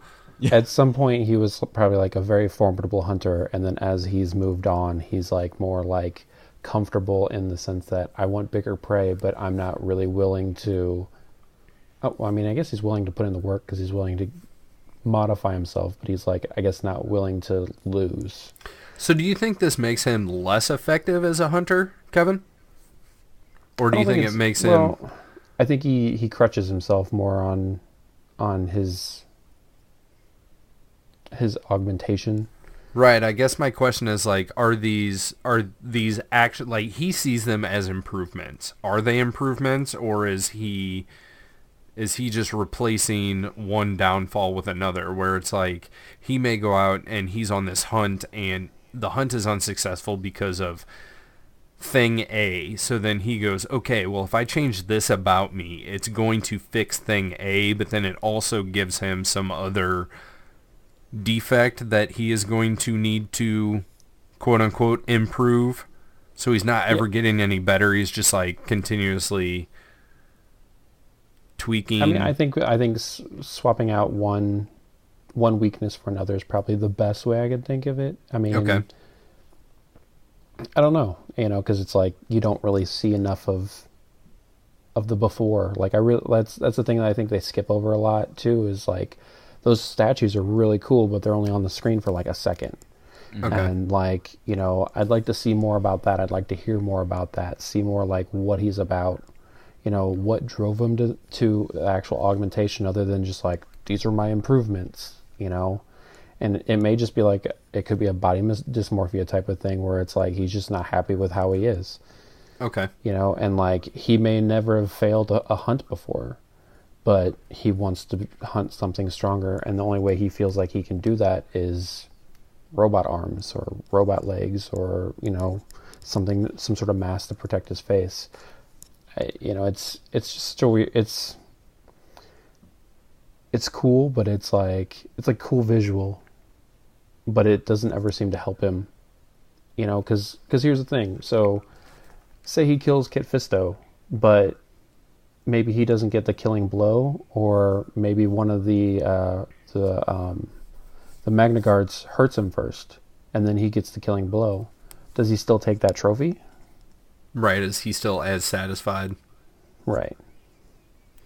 Well, to extrapolate that question, like once he is no longer a Kalish, which I think is his alien species. Yeah. Something like that. Right. Yeah. So once he's got all of these robot augmentations, those are also things that are giving him beneficial fighting skills outside of what he was able to develop himself into. So is that much different than having a specially programmed droid kind of wound the prey and then he comes in for the kill? If you're born with 2 arms and then robotically you have 4 arms and you have to use 4 arms to kill something, like, is that as satisfying as being able to do it prior to having any modification? I mean, the difference there, I think, is that you're actually physically moving those arms. You're still in control. Yeah, you're in control of that, versus like a droid that thinks on its own and potentially, like I said, potentially would wound and then you kill. Like I said, it goes back to kind of being like trophy hunting. But like, if you go kill Cecil the lion, oh, I killed this lion, but somebody doped it up and, had it in a 10-foot by 10-foot square box, and I went up and shot it. Well, I hunted it. Yeah. I have the trophy. You trophied it at that point. Right. I think the other way to look at it too, it would be like, if you're trying to run a street race, but you're in like a Ford Taurus versus getting a Ford Mustang, But you souped your Ford Taurus up to the point. Like, you put all the NOS in that Ford Taurus, like, all the NOS that was available, right? Like, I think that's how he's seeing it. It's just the necessary upgrade to win that race. It would be to get the cool Mitsubishi Lancer or whatever they want to get, right? You just called a Mitsubishi Lancer cool. It was for a certain time. for like the first 3 movies. So we are super close to the end of this thing here, so I think we just need to wrap it up, and then we can go free form again at that point. Take us on home there. You're a dick. Kit Fisto does this awesome fucking thing where he just shuts his lightsaber off because... So Grievous calls him out for... Or is that later? No, he just... Okay, so Fisto just, like, shuts his lightsaber off and, like, steps back into the fucking fog and, like, disappears. Mm-hmm. He is, at this point, kind of sneaking around and doing some awesome Jedi shit. Re-engages with Grievous, cuts his fucking hand off, and the lightsaber in that hand goes flying. I can only assume that this is Nadar's lightsaber. Can we agree on that? That's what I assumed, yeah. He takes back his Padawan's lightsaber, and then maybe this is the point where the Magna droids come in, and Grievous says, like, oh, how quickly the power changes hands, like, are you going to surrender or what? And he turns his lightsaber off and fucking smiles at Grievous. Grievous thinks that he's won. And then R6 shows up like fucking Back to the Future 2 DeLorean style, floating up from the outside of the building. Back, yep. And he does a sweet-ass backflip, lands on the thing, they take off. Grievous has to talk to Dooku at this point. And he's like, yeah, we won. We totally won. Dooku's like, nice. Like, I knew you could get rid of that new Jedi and the clones, but you took out a master. Like, that's cool. And Grievous is like, yeah, no, he got away. Yeah. So like, admits it very readily. Like, he definitely lies to him for about 2 seconds until Dooku brings it up. Like, we won. Like, oh, you got the master too? Like, no. No. Like, oh, okay. Well, you could do better then. So yeah, Dooku is like, well, there's always room for improvement, I guess. Like, because I think he felt like a doofus because he fucking fell for the we won trick. Mm-hmm. Because Grievous, I'm sure Grievous is always like, yeah, we totally won. Like, oh, sweet. Like, you brought the, like, where's the malevolence? Like, oh no, like that thing fucking crashed into a moon, but I got away. So like. We won. So we're good, man. Everything's good. Man. Don't worry. Cool. Yeah. Don't worry about it. Yeah. Except for the ship. Yeah. Oh, that? You wanted that back? Oh, shit, man. My bad. Yeah. Do we have renter's insurance on it or no? No, we didn't. Okay. Well. So at this point, we cut to the Jedi Temple for some reason. I have no idea why this segment is included. Like, we've already had 2 endings at this point. Fucking Kit Fisto got away. You can cut to credits at that point. But yeah, Grievous has to talk to Dooku. Like, that conversation's over. You can fucking cue loud music, as we say on this show. But nope, we cut to the Jedi Temple. Mace Windu's talking. He's like, hey, what about your Padawan or your old Padawan? And Fisto says he tried to combat Dooku's power by fighting with power, and Yoda says to fight power with power is not the Jedi way. In this war, a danger there is of losing who we are. And this is where we cue loud music, cut to credits. Yep. Well, they got to hammer home that fortune cookie. Yeah. They do it about 4 times in this episode, which is. Yeah. This is the rare one where, like, the fortune cookie does kind of really, really line up with what they're trying to hammer home, but this one they're really hammering that nail on the damn head. But I agree with you, Horde, where we could have just ended with the escape. There's nothing else to really say. Like, yeah, with either the escape of Kit Fisto or at least the the verbal bitch slapping from Dooku to Grievous, you know. Mm-hmm. Yeah, this extra, like, little coda scene, because, like, they throw Mace Windu a line that or at least just make it like a one-on-one. Like, I just need Yoda, maybe. And you come in, like, mid-conversation. Like, Mace Windu starts his sentence with, and what about? Like, so they've already been talking about something. Yeah. So, it's weird. It's an awkward ending. The Jedi it's like they Temple wanted to end with the good guys, but I think it would be even, if you want to include this information, use Luminara, because at least Luminara was at the beginning of the fucking episode. Yeah. And she was talking to Kit Fisto, so at least there's like that. You know, we got Luminara, we got a Padawan, Ahsoka, and we got like the Jedi Master Kit Fisto. Like, that's the way we start the episode. We can circle back around, we can end the episode the same way.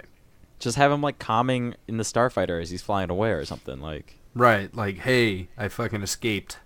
Like, yeah, like here's what happened. There was no fucking Newt Gunray here. Yeah, exactly. You know, shit happened. We lost fucking Nadir, and this could be a training moment for Ahsoka as opposed to Yoda telling another Jedi Master, like. Well, what I got out of Nadir was that Nadir was almost like an Anakin analog. But I agree with you. With them to be able to like actually kill him off. But because we don't have Ahsoka or Anakin in the episode, it's kind of like a wasted opportunity for any other character to learn, right? Okay. I think at this point is a good time for thumbs up, thumbs down. So, Lorenzo, where are you at on this? I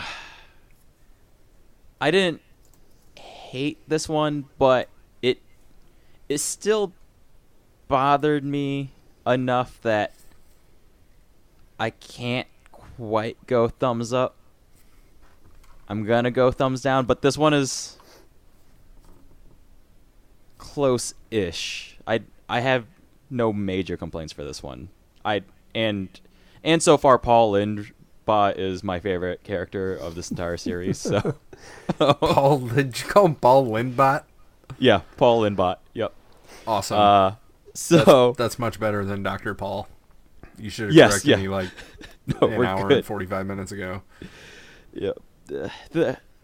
As stories go, you know, like I like Nadir, and I like that they just totally played out how being an idiot of that fashion is no good. But then you have like weird story plot contrivances of like, I wonder how we get in the store. Oh, here we go. Secret button. Yeah. It's those kind of things that kind of really just made me just go, oh, well, I guess this is how we're getting through this entire episode with just random fortunate luck. So yeah. Okay. Anyways, that's yeah. I didn't hate this episode. It's by no means my least favorite.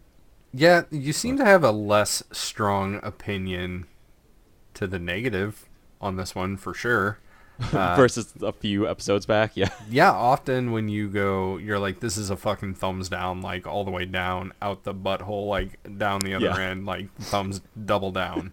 And this one, you got some positive things to say, so yeah, that's cool. I mean, it just sits there. It doesn't offend me. It's just there, but I didn't, you know, didn't break the cusp for you. No. Kevin, what about you? Thumbs up, thumbs down.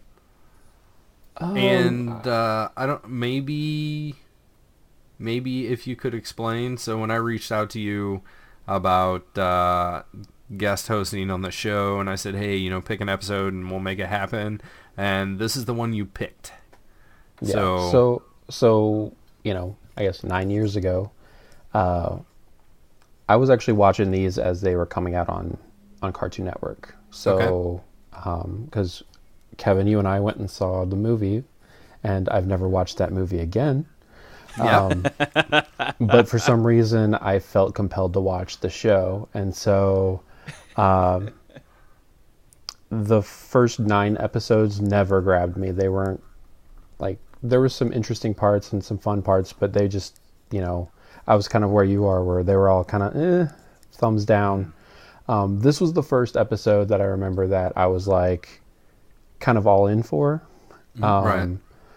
Because the Grievous mythology was cool, and like seeing, you know, the progression, even though, like I said, on TV, it was only like a split second. So that stuff was really cool to me. Once, and like you said, that Nadar is kind of an Anakin analog that they were able to kill off. So like those were really interesting to me. I think for me it still holds up. I still like it. I would give it a thumbs up.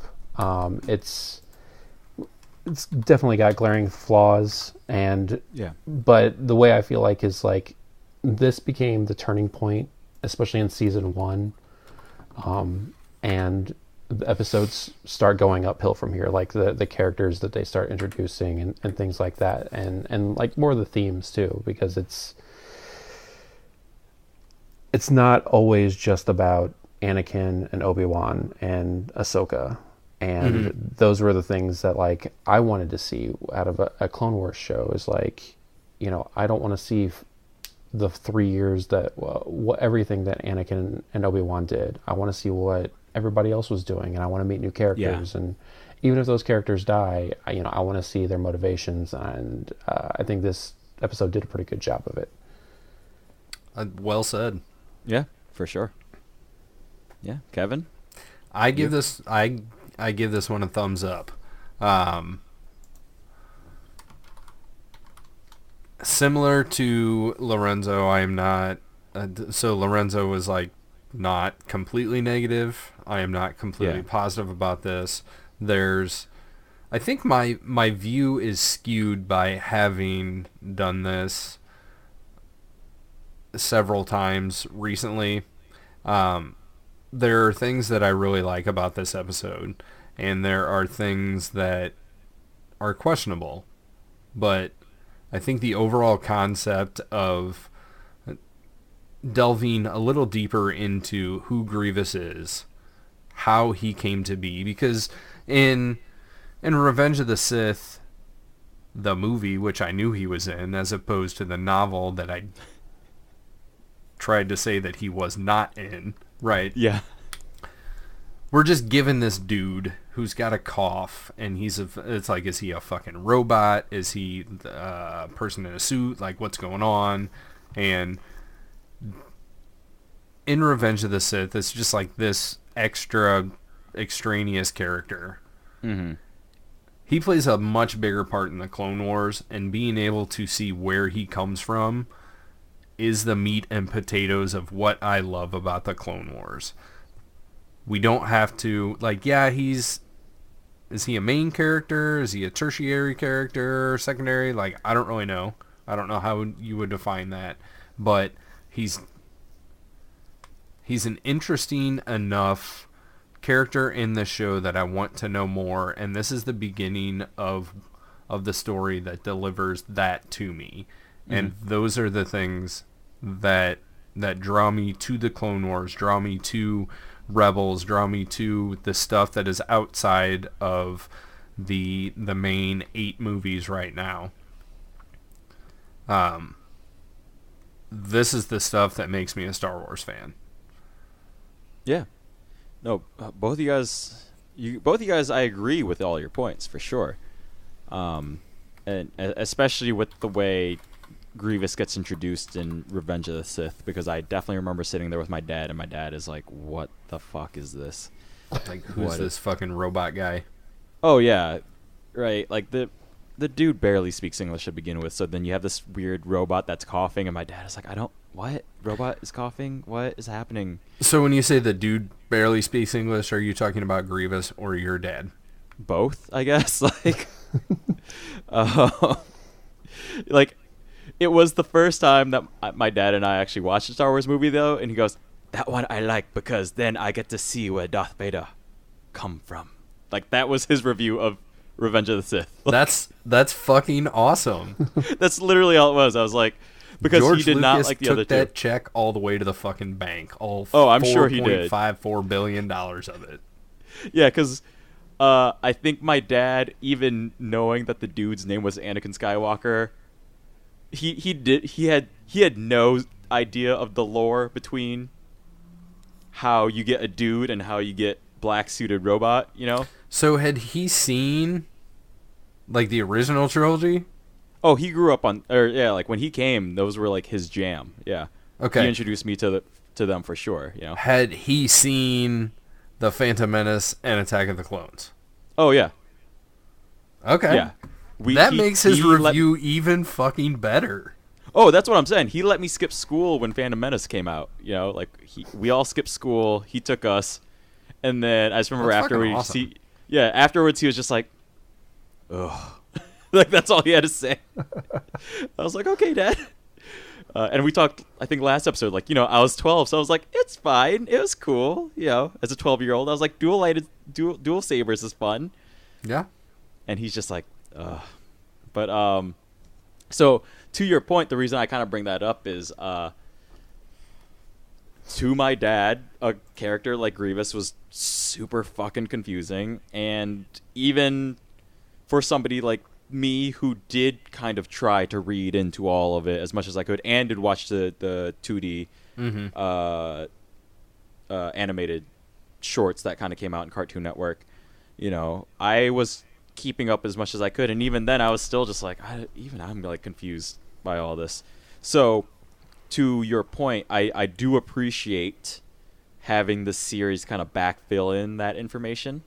You know, I agree with those points for sure. You know, I have no argument against your points there, just in full agreement. But yeah. This is why I love Rogue One, because it did a fucking damn good job of taking one specific story detail and expanding it to an enjoyable 2.5 hour, 2 hour, 2 hour and 15 minute, whatever it is. Oh yeah. Fucking storyline. Yeah. This is also why I'm worried about Solo, which we will see. And people listening to this now, potentially the premiere is happening.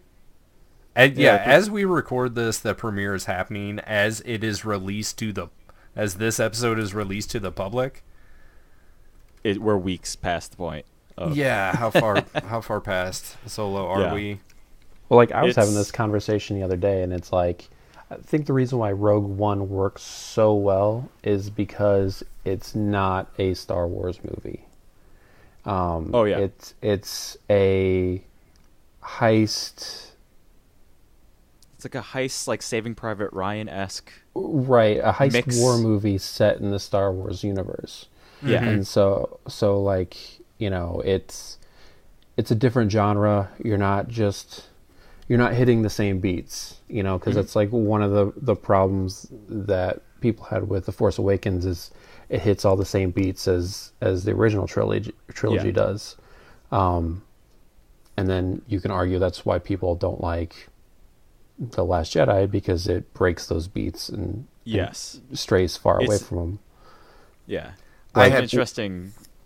But I would like to see, like, you know, I'd like to see them for these, like, I can't remember what they're calling them, the sagas or whatever they are. The Star Wars stories. Yeah, the stories. The stories. It's blah, blah, blah, a Star Wars story. Yeah. I'd like to see them go, like, if they're doing this Obi-Wan one, I'd love to see it be like a Western. I think it would be fucking awesome. I think Lorenzo and I talked about how, like, some type of dirty Western / noir fucking movie like Logan was. Right. Yes. But with Obi-Wan would be fucking amazing. Yeah, like with these, I personally am going to keep calling them, like they started originally calling them Star Wars Anthology : Rogue One, and then they did a switch. Yeah, because I mean that's what they are. They're anthology movies where they're standalone stories within a bigger context of other shit. Yeah.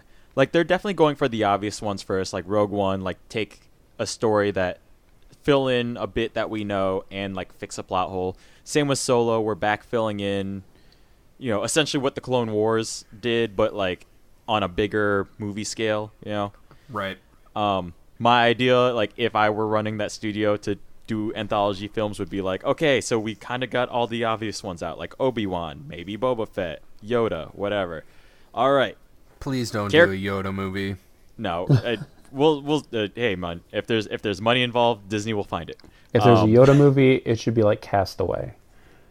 Yeah, like him just hanging out in cool. Dagobah. Yeah, like was he eating? Is he always just kind of like waiting for somebody to crash and like stealing their lunch? You know? Yeah, but then he's gonna be like ripped with his fucking cloak off, And yeah, like what does a 19-year-old Yoda look like? That's what I've always wondered. I was thinking more like Castaway, like on Dagobah, but I guess you're going back like 881 years. Yeah, like just any other phase of Yoda. We've only like when you're talking like 900 years and we only see him for like 30 of those. That's a tiny blip, right? The Stars Minute guys brought up this bit that they thought would have been fucking hilarious, and if there was like a character in the prequel trilogy that you later find out, like, so there's the fight between Yoda and Palpatine, and something happens during that with like the Force lightning and stuff, and it also changes Yoda. So there's like this guy that you see the whole time, but you don't know that that's fucking Yoda, and then he fights Palpatine and like is physically deformed also, and then afterwards he's like, "Oh, hurt does my back, like fuck, ow." And then go into hiding, I must. Yeah. That's how he starts walking with the little stick and everything. Yeah. But up until that point, he's like a badass fucking Jedi, and then he gets a little too much Force lightning, or whatever happens, and then at the end it's revealed that like that guy is actually Yoda, like as he's running away. No, see, like what I need explored in the Star Wars universe is like the weird small shit, right? Like we keep getting glimpses of it, but the magic of the Star Wars universe is that like in Rogue One when Jin like looks at the little girl, but then the reason Dr. Evazan. Yeah. The reason he is there is to let you know that like some of the people got off of Jeddah alive. Yeah, so that essentially you don't have like this cute moment with the little girl, and then you're like, oh, that fucking girl's dead. Like, great. There's people that think that that is Rose. Really? Yeah. That's a pull. I don't know. I think it's a pull also. Oh, that's a weird pull. If there was like two little girls, I would really believe old. that. Yeah. Yeah, she would have been like 40. Yeah. That. Yeah. No, that doesn't. None of that makes sense. Like Peter Parker being in an Iron Man 2, that makes sense, but I like that. That's a good touch. Yeah, like that's fine. That the timelines line up in that one for me. Rose, no. We're moving on from that one. Like no. Yeah, I think we also need to move on from this episode. Like, do you this guys is our longest by far? Yeah. Do you guys have anything else to say about Lair of Grievous? No, I think we covered it. Lorenzo's the odd man out here. He's the only one that can't say that he enjoys this episode and he likes it. No, yeah, that's the thing. Like it just didn't pull me enough into the positive, and we've kind of talked about how we judge, and it's hard to say, right? Like, yep. Because my main goal is consistency, but it's like, it's not that my thumb starts up and like it goes down, or it starts down and has to be like coerced up, I have one question to ask you. Mm-hmm. Do you is your opinion already formulated as far as thumbs up, thumbs down before we do any recording? It's pretty much formed as soon as I kind of finish the episode. Like as I kind of look over my notes, I don't think I've ever changed my vote based on one of our recordings. But I'm not against that. Like, I've definitely been close to, or like new thoughts have formed, right? Yeah, because I know that for myself, like I'm a little more positive on this series in general than you are, and don't take that as a diss. No, yeah. That's why we're doing this thing. Well, that's not why, but that's one of the good things that come out of doing this thing is having differing opinions, right? But there have definitely been occasions where I will watch the episode, I'll take my notes, and I'm like, all right, dude, fucking solid thumbs up. And then over the course of talking about this stuff, it just goes down and down and down and down and down. But because I'm a Debbie Downer, that just brings it all. Usually, well, no, because it's hard to nitpick things that you like. Yes, yeah. It's really hard to do that, but it's really easy to nitpick stuff that stands out You can say things that you don't like, or something that doesn't make sense to you, or something that maybe you would change a little bit. Like, that stuff is real easy to nitpick and fucking pull apart and talk about for an extended period of time. But if if people loved Jar Jar, we wouldn't be hearing about Jar Jar. Jar Jar wouldn't be a fucking thing. If Jar Jar was just like a commonplace character that was like, fine, like, who cares? Nobody talks about fucking Captain Panaka for fucking hours at a time. And how, like, okay, well, what happened to Captain Panaka? Like, why did we have to take that character and fucking slap an eye patch on him and turn him into Captain Typho? Like, that's not a thing. Like, nobody talks about Captain Panaka. Who is, in canon, the nephew, or fucking Captain Panaka is the uncle of fucking Captain Typho. Yeah. Who lost his eye in the fucking Battle of Naboo, right? Yep. Like, how do you get shot in the fucking eye with a blaster bolt? What do you do? Fucking fall down, like, poke himself? But people talk about Jar Jar Binks enough because there's that thing that, call it an annoyance, call it whatever it is. He has that thing that draws people in to fucking pick him apart and bitch about him and whatever. Yeah. What am I getting at here? I'm getting at the negatives or the things that stick out are easier to talk about at length. It's harder to talk about, like, when you have a story that's got good elements to it, and there's things that flow and, like, things are nice, right? Those things get thrown to the side when you are over analyzing something. Like, that's definitely the thing with good filmmaking, is you don't notice the good filmmaking until it's not there, right? I think the thing, though, too, is that you're looking at, it's a series, and what's it, 22 episodes for the first season? Technically, yes. Okay, so it's like 22 episodes, and each of those is around 22 minutes apiece. So this is far beyond a film, Yeah. So, and trying to stretch the story out, and then balancing stories, and of course this is also like the first real episodic. This is the first real, like, long form. Right, long Star Wars story that we have got. Yeah. Right, and so there are, preconceived notions and, like, things that you're like, oh, it's going to be like this, and it should be like this, and it should be like this, and as you go into it, it's like, okay, yeah, this is actually kind of boring, this isn't exciting, this doesn't make sense, there's a lot of inconsistencies because they're working through it, but I think the cool thing is, like, and I'll be honest, like, the first season of the Clone Wars is not great.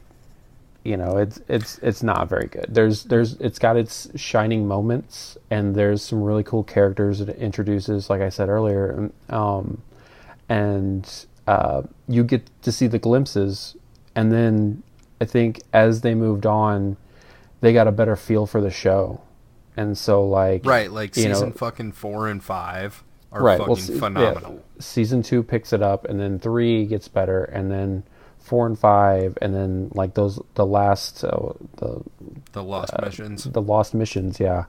And, those are incredible, and then, like, that's the show I want to watch. That's the show you expect when you picked it up, because, you're looking at it in contrast to these 2.5, 3 hour movies, or even, like, the old ones were, like, only, like, 90 minutes. Where everything is so compact, and, like, the storytelling has to be so on point, where they have more room to breathe, and at times that kind of kills them. They stumble over their own feet. Yeah. And because they're locked into that 22 minutes too, like, there's no give there, right? Like, right. Like, they're locked. So even if sometimes, like, the pacing can get thrown off, and that's the skill of a good show, right? Is like, hey, we have literally just 3 seconds we need to fill in somewhere that doesn't fuck up the pace of everything else, right? And sometimes, like, yeah, those 3 seconds just getting, like, just a longer establishing shot can just be like awkward, right? Right. And sometimes you get fart jokes. Yeah, fart jokes or. And that's the other thing too is like, as adults looking at a children's media, predominantly children's media. Yes. Yeah. Your expectations are thrown off, and then even as adults who know the kind of material they're trying to make, but they're trying to make it a little more lighthearted for children. Because if looking at this series, I mean, even like that's one thing I remember about the movie. Walking out of the movie, going, "Holy hell! They killed a lot of clone troopers." Yeah. Like on screen, just like, "Oh yeah, that dude's dead," And you're talking about the Clone Wars animated movie? Yeah, the Clone Wars animated movie. Yeah, I think. Did you write down exactly how many? Horde's been keeping track of. Yeah, so I count. Deaths. Here's the deal, though. Like, I count on-screen deaths. So, like, if I see the body fucking hit by something and you see the body drop and die, then I count it. If you see somebody get punched in the fucking face and fly off screen and we just don't see them again, I don't count that. If we know there's 10 people in a ship and the ship is blown up, I do not count those 10 people because you do not see those 10 people dead.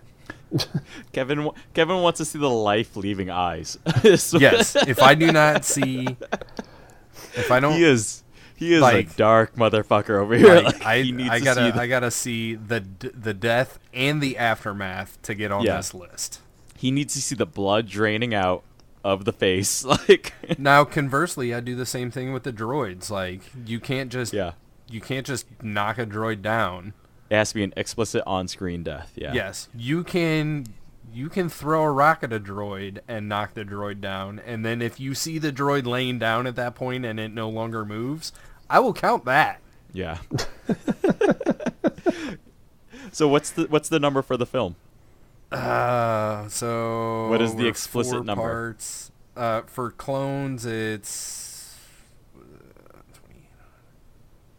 only like 31 clones, but there are like close to 200 droids gone.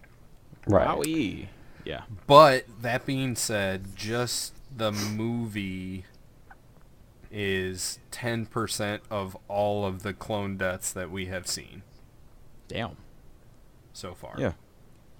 It's just the packaging around that movie regarding fart jokes and poop jokes and taking care of a baby slug hut. Stinky the Hut. I will tell you that right now the this is going to be my last thing for this episode, and then I'm going to be quiet until thank yous at the end. But right now, the Republic to Separatist score, Republic has 433 points, so they got 433 kills, and the Separatist has 2,062. Damn. And that's all because at one point in time, based on ambush, I believe, that we decided that a Jedi is worth 1,000 battle droids. So yeah, we've had 2 Jedi die, which comprise 2,000 of that 2,062. But Clankers are beating the droid baits hugely. 2,062 to 433. That's all I got. Yeah. All right. This is easily our longest episode yet, for sure. Yeah, Lorenzo, why don't you let everybody know where they can find us on the interwebs and social media and all that jazz? Yeah, so give out your address and your telephone number.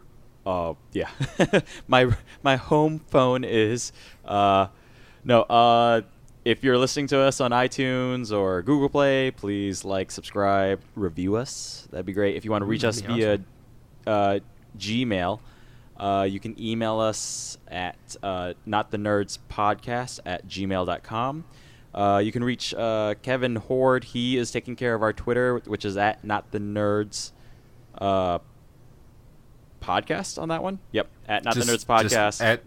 Just at not the nerds. At Not the Nerds Podcast, which is also the same as Facebook, at Not the Nerds Podcast. Yeah. Yeah, Twitter, Instagram are just at Not the Nerds. Yeah, but the Instagram is not active as of yet. Twitter for sure is very active. Facebook is quite active. Then Kevin Warren, again, is our graphic designer. You can reach him at They Call Me K-Dub on Twitter if you want to reach out for him to him for anything. And Lindsay took care of our music. She is at strangefantasymusic@gmail.com. That is correct. Yeah. Kevin, you want to throw any plugs out there, man? You got anything else to say? Close us out. Not much else. Just my Twitter and my Instagram is the same as my Twitter, so They Call Me K-Dub. And then I have a personal website that is theherodies.com. You can see some of the work I do. You can contact me through the site, and you can actually go to links to buy some of the comics I've made. So awesome. Very cool, man. Thanks for joining us. This was a... Oh, no, thank you. This was a fun conversation, and I did not expect to show off my Paul Lynde impersonation this entire time. Yeah, so. We definitely bypassed that 90 minutes a long time ago. Oh, yeah. But, we had to fold you in, and then we talked about other stuff, got your opinion on universe at large, your background versus... It's nice knowing that you saw the Clone Wars movie with Horde over here, and yeah, he was the smart one that showed up at like fucking, I don't know, like 11 o'clock. I was like, yeah. I was gonna say 10:30, 11 o'clock. I got there at fucking noon. So, whereas I saw the reviews and I was like, nah, I'm gonna stay home. It's good. I'm okay. That's all right. So, anyways, thanks. We'll hopefully have you on at some point again in the future. Yeah. I'll have to see if I can find a later episode that I didn't like, and then we'll try to review it. What about the Gungan General? That's coming up in like 2 weeks. Ooh. Do you want to submit yourself to that? Is that... Man, no, I don't know. Like some of the, actually, I remember there's like a later one with Jar Jar that's actually good. I'm gonna cut you guys both off right here, and I'm gonna say thanks to everybody for listening. Yes. And these aren't the nerds you're looking for. Thanks. Bye, everybody.